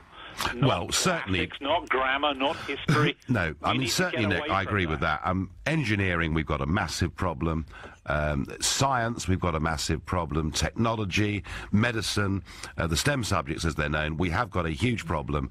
And, Nick, what's happening is people are leaving school, going to university and just not choosing these subjects at university. But I do stick to my point, Nick. Fair or unfair though it may be, you know, I do genuinely believe that there are parts of this country, particularly in some of the big cities, where bright 11-year-old boys and girls will not achieve their best in those schools. They'll be dragged back, and I do think it's actually tragic waste of talent in this country that a lot of kids from what you might call working class or poorer backgrounds don't get the educational opportunity that they deserve, and that's what gets me, Nick. Well, maybe the answer is to do a better job of educating, build better public schools, build better state schools. Maybe that's the answer. Maybe get away from the class system that has destroyed Britain in the last 100 years. But grammar schools... We have Eton, the school that produces the most prime ministers in Britain, scores 168th on STEM subjects. Yeah. It's little better than the comprehensive modern down the road, and yet that's where we pick our prime ministers from. Germany's prime minister has a PhD in quantum chemistry, for God's sake. Well, and Mrs. Ours has a low second in geography. And Mrs. Thatcher was a chemist, of course, just to remind those who either love her memory or loathe it. Nick, I thank you very much indeed. So it is a big debate. It's a very real debate. Is it right that this school in Orpington kicks out kids at the end of Year 12 because it's worried it'll bring down their performance in the league table at A-level? Or am I being too cynical about what they're doing? You're listening to Nigel Farage. St Olaf's School, a super selective school in Orpington, is facing a legal challenge from two families whose children have been told at the end of Year 12 they've simply got to leave. That's bang in the middle of their A-level courses because they're not performing properly. Is that done because actually these kids deserve not to be there, or is it being done because actually what's really going on here is the school wants to achieve the best possible ranking that it can? And we're going to a former student of that school, Mark, who lives in the borough of Bromley. Mark, hello. Hello, Nigel.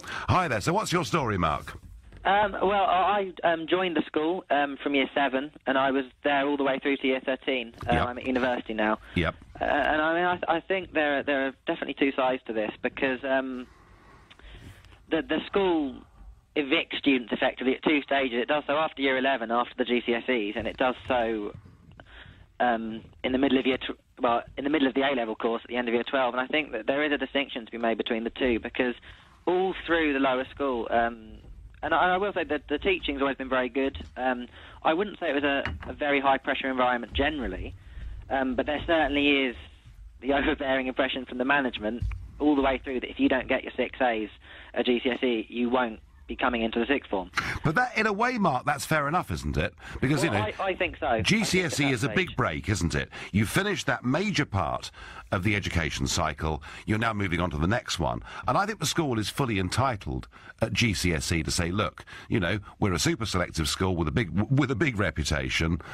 Sorry, you've not made the grade. I haven't got a problem with that, Mark. I really understand that. What I do think is a bit cynical is to say to people, at the end of the first year of their A-level course, we don't want you. I mean, where do those people go to? No, I completely agree with you on that, because one part of the difference is that it's always made clear to people what they have to get at GCSE, and of course it is normal for sixth form colleges and sixth forms at schools to have entry requirements. Yes. But what's not normal is to be kicked out at the end of Year 12. As I understand it, I'm not there now, but some people were actually told their place had been removed before they even sat their exams at the end of Year 12. Could that be behavioural, Mark, or not? The impression I've got, I in close contact with students there now, is no. I think it was to do with performance. And the difficulty, of course, for those students is that it's very hard to then find another sixth form that A, will let them carry on the subjects that they were doing, and also on the same board, matching up modules. The people in my year who were evicted at the end of Year 12, they were all kicked out after their AS results rather than before. But they mostly had to end up going private because they simply couldn't find a sixth form in the state sector that could support them. Now, the AS level has basically stopped now, though, hasn't it? Yeah, and that's my understanding, yeah. Yeah, because it's the GCSE, it's the A-level, but that year in between, the end of Year 12, those exams have now stopped. I mean, overall, Mark, was it a good education that you got there? I think I got a very good education there. I was fortunate in that with my grades I was actually allowed to stay, but I did see a lot of people struggle with the pressure. To an extent, that's sort of what you sign up for if you go for a highly selective school. but I'm not sure it is right to be kicking people out halfway through the AS course, because at that stage, finding a second choice is not I'm absolutely at one with you, and I suspect you're right that this will involve many parents actually having to go private for the last year, because getting the courses they're doing at other schools simply won't be easy. I have to say, my impressions of the place, I get my car serviced at the end of the road where your school is, and I often drive past it and see St Olave's pupils around. I have to say, the impression I have is of a school of very well turned out, very well behaved pupils. That's all I can say from my perspective. Mark, thanks ever so much for your call and for expressing sentiments that I find myself wholly in agreement with.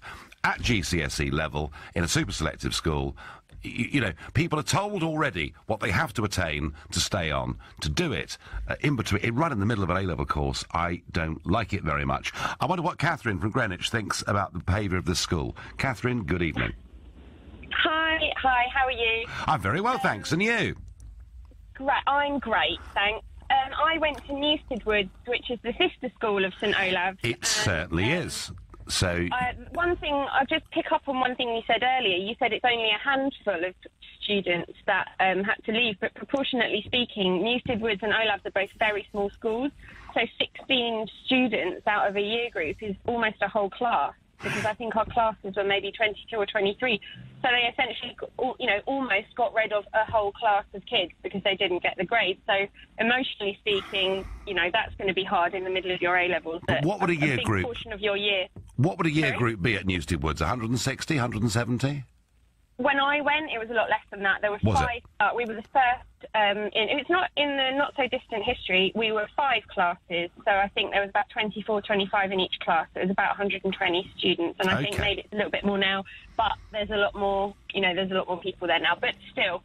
So when you were there, Catherine, when I was there, yeah. When you were there, you presumably had to reach a certain standard at GCSE in order to stay on and do the A-level. Yeah, and I did. I smashed my GCSEs. Don't know how. I didn't do any revisions. But a lot of us, it was just...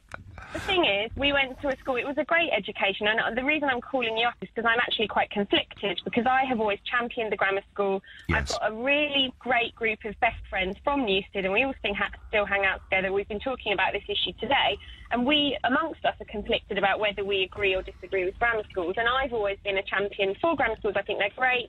I was as naughty as I could be in a school that really pushed education and learning and intelligence and whatever, so there were never any fights. There was never even, the most thing that, there might have been an argument at lunchtime. There was nothing bad ever happened because we were such geeks, because the focus was so much on education. But with reflection and on what's happened, hearing about this, I didn't know anyone at our school, and that's not because it didn't happen. It's probably because I'm just unaware of it. Nobody that I know got kicked out during AS levels. But there was such focus later on in the school on results, and that reflect, my parents were like that as well, and I'm sure a lot of other kids' parents were. It was so important, the grades that you got, and was the that, learning Catherine, and the experience and stuff. Was the emphasis of that performance and those grades, was it in your interests, or was it in the interests of Newstead Woods, or perhaps a bit of both? Well, I've never thought about that. I've never contemplated in whose interests they are, because you think, it's all about me. But actually, lower in the school, I think it was about learning about kids. We're young students. I could tell that lots of my teachers really enjoyed their jobs. Some of them you could tell didn't. But I had some great teachers, and I actually remember their teaching styles as being really enriching. But later on in the school, I think that they only care, with hindsight, I think it was very much about the grades and the numbers, because we very much were pushed to do the Oxbridge interview. Yep. So there was coaching, and there was talks about Oxbridge. There was a trip to Oxbridge, and I know for a fact that it was the same at Olave's. And I was not interested, so I went to art school, and I've now had a very successful career, but I wouldn't say that my A-levels played any part in that. Because I wasn't doing the academic subjects, I did English and psychology, and I did art and design. I was kind of less interest then, so I really didn't get pushed. I was left to my own devices. It was great. I made some great stuff. I had a great time, but I wasn't going to Oxbridge, and therefore I would have less interest. And with reflection, with reflection, you can see that isn't anything to do with me. That's them keeping their grades up and their Oxbridge intake. Well, it sounds like you had a fantastic education. It served you very, very well.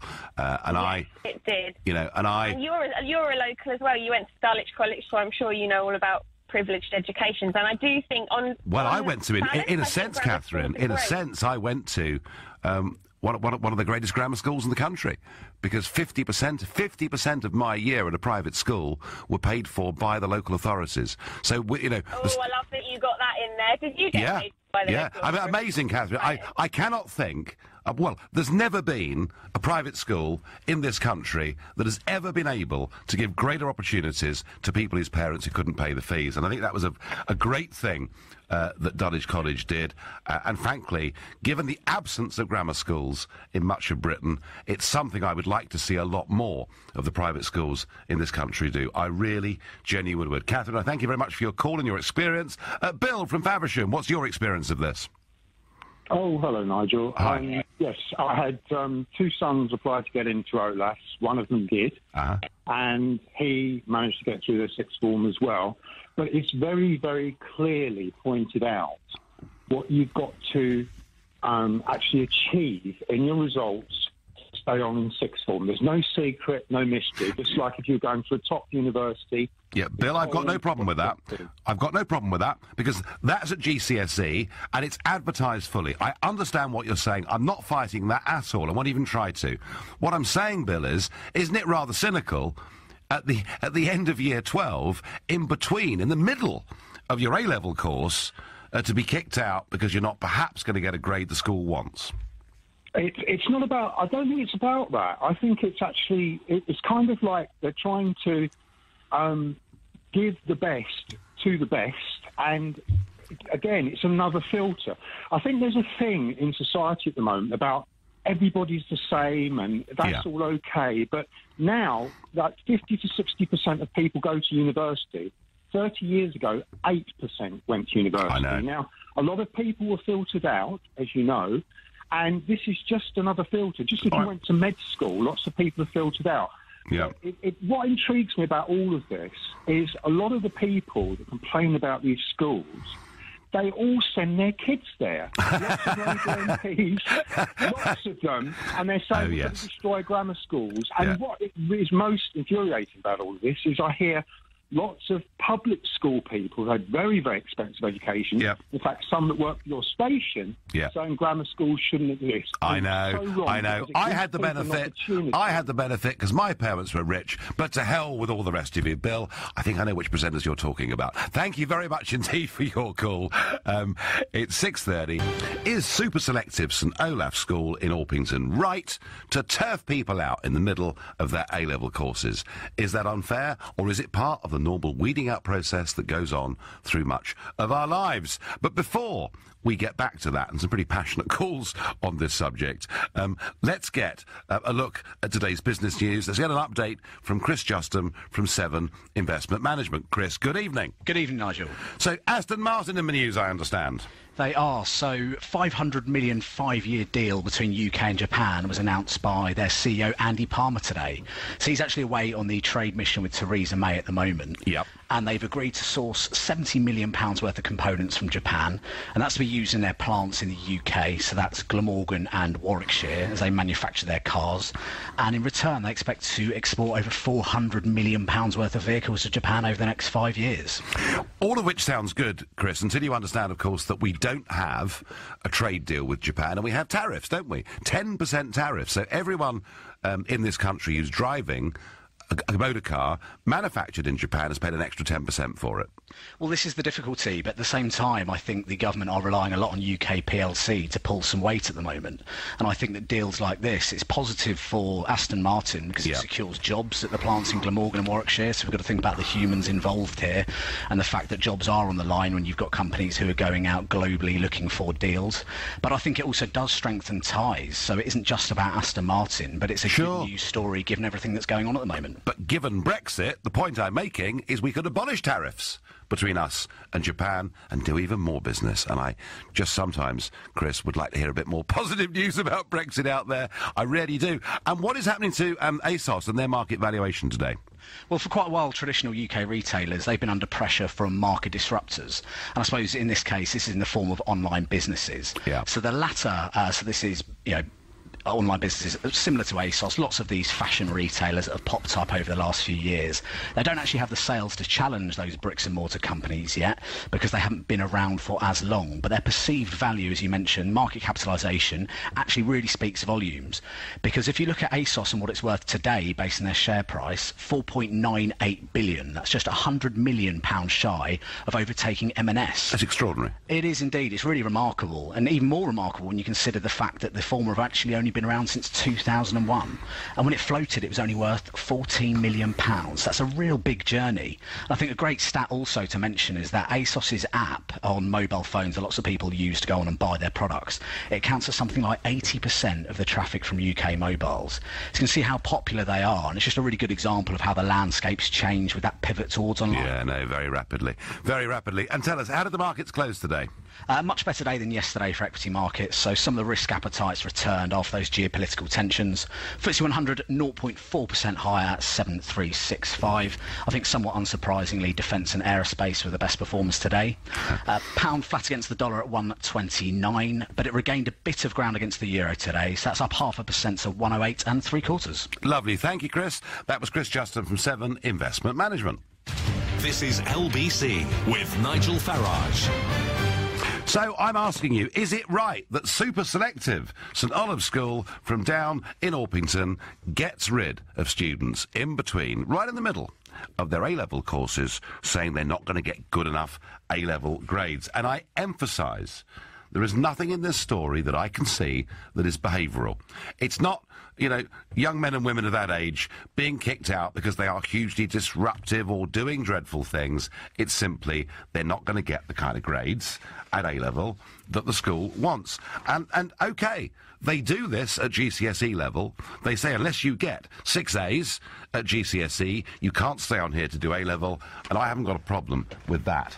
With this, I just feel, and it was made by a recent former pupil of a school, that if you're got rid of, halfway through your A-level course, it's going to be very difficult to get into another state school that will be able to offer the same A-level course that you're doing, and in the end, your parents are going to finish up having to pay privately. Guess what? Virtually no one gets into the Manchester United Football Academy. No one complains about that, says Dom. Yeah, Dom, come on. To get into this school and to get into Newstead Woods, and these are the 2 super selective schools within the Bromley Borough, we know it's very, very difficult. We know there is a weeding out process. I have no objection to that competition. I just worry slightly about the way in which this has been done. It looks a little bit cynical to me. Another text I get, as a student in a highly selective school in Africa, we had to achieve top scores in the penultimate year, or we'd have to repeat the year again, says Dr. Ralph. OK, I understand that. If they are weeding out students that had the results to get in, it's the school that's failed. Also, having less pupils means it's easier to get good results, says Rachel. Rachel, I understand that, and there are people who think that actually, given that the school has taken the top intelligence from the borough to begin with, if by the age of 17 some are not achieving it, that may well be a slight failure on behalf of the school. Alex in Cambridge, good evening. Hello, Nigel. I'm a massive fan of the show, but I'm a bit nervous, sorry. Oh, there's nothing to be nervous about, Alex. Just sort of think we're having a chat over a cup of tea or a pint or whatever it is. So, I know which I prefer. What is your experience at grammar schools, Alex? So, actually, in my time in education, I went to a state school, a grammar school, and a private school. Oh, you've got the full house. Right, okay. I can say without a doubt my experience at the grammar school was by far the worst. I had an absolutely awful time at grammar school. Is that because of the pressure, Alex, that was put upon you? Well, yes, sort of. It was it was very formal, and actually, I often felt like they cared more about our results than they did us, and I actually ran to about year 11. So when I was doing my GCSEs, I went through a period of very poor mental health. So my GCSEs weren't great; they were okay, but they kicked me out at the end of the year.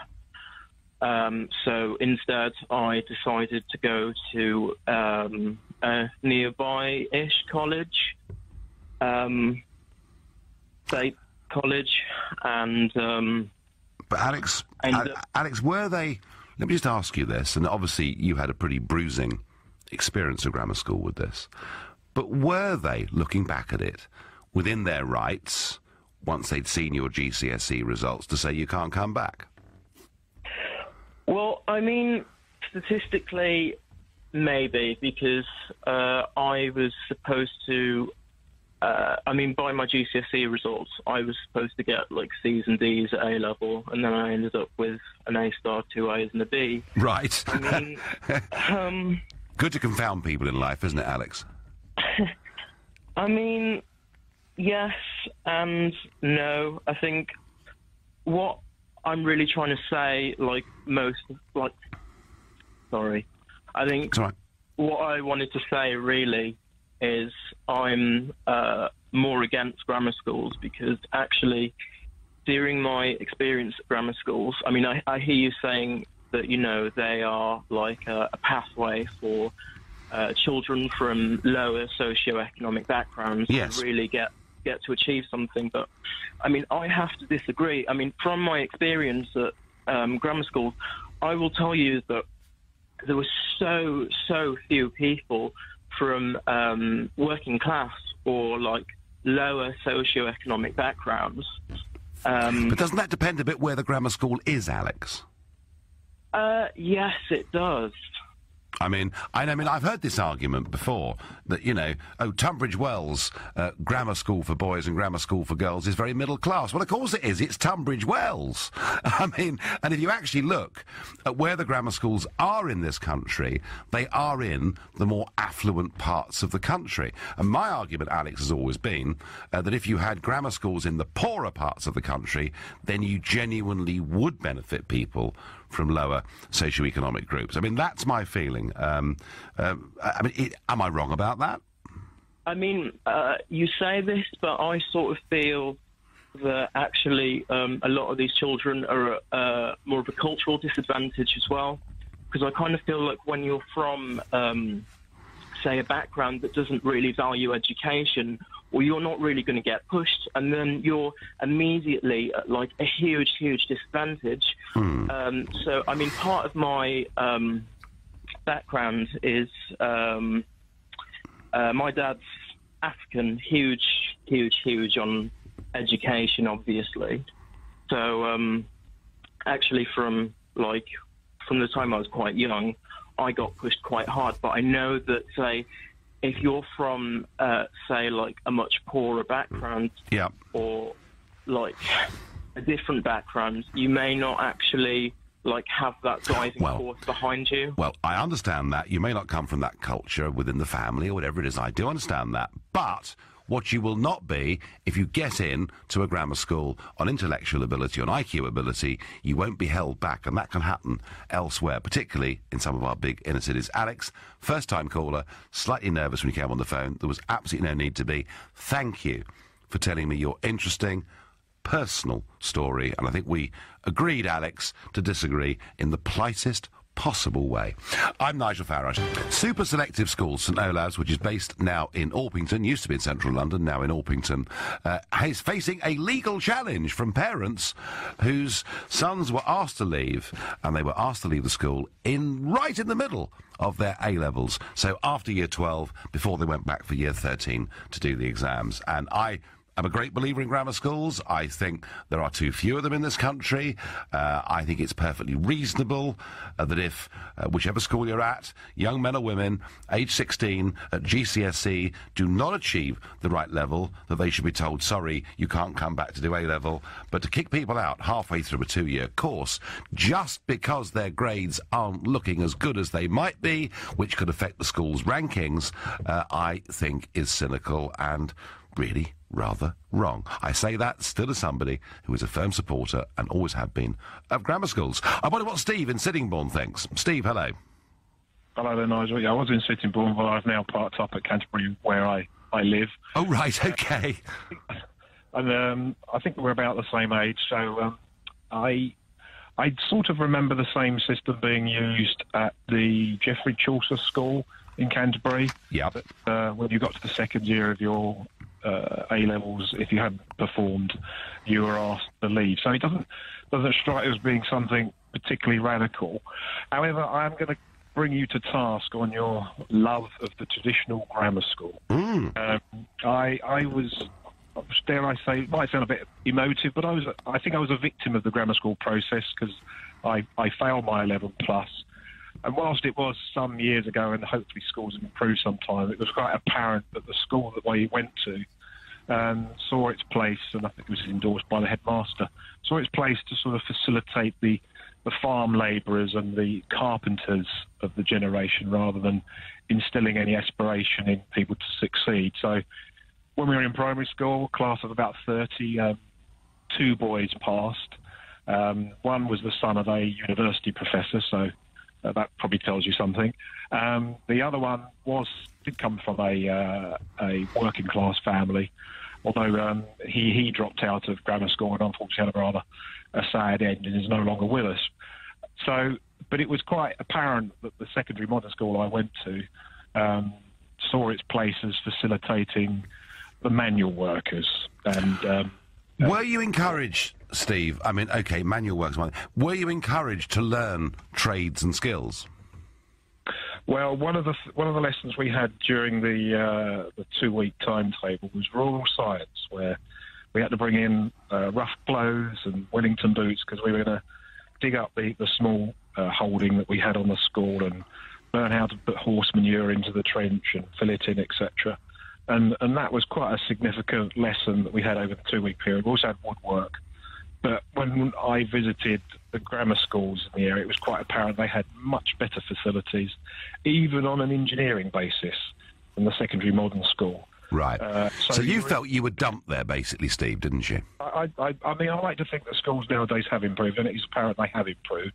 And that's why I think that grammar schools are a relic that doesn't need to be brought back. And I think there was an element of being dumped in the secondary modern. There is an argument, Steve. There is an argument that if you take a group of, 30, 35 people in their early teens, mid-teens, and you put them all together, and you have a big range of IQs in that room, that those handful at the very top of the IQ range will not achieve their best, because the teacher is going to have to teach pretty much to the middle of the class. That those at the top, being in a fairly big class at a comprehensive school, will not necessarily be pushed. Now, one of the ways around this, Steve, is a lot now of comprehensive schools do stream, don't they? They have an A stream and a B stream, and that does help. But I've always been convinced of the argument that very bright kids are in danger of their level being dragged down to the average. And I think if that happens, we as a country are losing something. That's my feeling, Steve.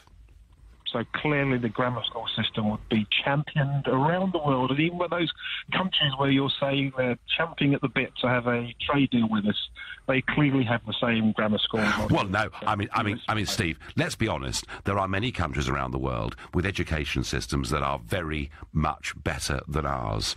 And I remember... Why do you need to do that in a separate school? I mean, if you have a much more sophisticated school system that does have these bright people in separate classes, you're making better use of the resources of a larger school, where you're not diluting it across a number of different schools. And I must admit, when I listen to the the leader of the Tory, our current Prime Minister, espousing grammar schools. My heart sank at that rather silly, romantic, rose-tinted, dare I say, educational system that has no place anymore. It's outdated. I'm not convincing you, Nigel. Steve, Steve, I mean, listen, we're having a debate about this. I think that, you're calling from Kent. Kent is still a county where 25% of 11-year-olds, boys and girls, go to grammar schools. And from what I can see, Steve, that system has overwhelming parental support in Kent. I'm not saying it's perfect. The one thing I'm certain of is if you put everybody into comprehensive schools without streaming, you drag the best down, and yet some of the left-wing educationalists even were opposed to streaming. What I can see now is that many comprehensives are now streaming, which is why I think you're right, schools are getting better. I think we can go further. Steve, a very polite disagreement. I thank you. And my last caller this evening on this subject is going to be Sean, who's calling from Chesterfield. Sean, good evening. Hi, Nigel. How's it going? It's going all right. What was your experience, Sean? Well, I'm a bit torn with this one. I've got experience being in a similar position to these kids, but then I've also taught since as a teacher, so I do have sort of an insight into both sides. Now, in my case, I was somewhat... I left of my own accord, but I was somewhat pushed. And bottom line is, I went to, from year 7 all the way through to 12, I went to what was considered to be one of the best schools in the area. It's a Catholic school, and much like one of your earlier callers, since day 1 in year 7, you are almost, bred, you're reared with this idea that, you need to achieve if you want to get to sixth form. So, got my grades, went to sixth form, and did very, very well in my GCSEs. And AS, it all collapsed. It all went very, very wrong. Yeah. And, it was a very oppressive school in terms of, how they treated the kids. At the time you're sort of 17, 18, you want to, you're an adult. And, you're making your own, well, you're near enough an adult, a young adult at the very least, making your own decisions. And when I left and went to one of the local comprehensive schools, I ended up getting straight A's, and I absolutely flourished in this environment. So what I'm wondering is why these parents are going legal and taking this approach when clearly they've not got the grades that they needed to stay in the school. Something's not right. Something's gone wrong.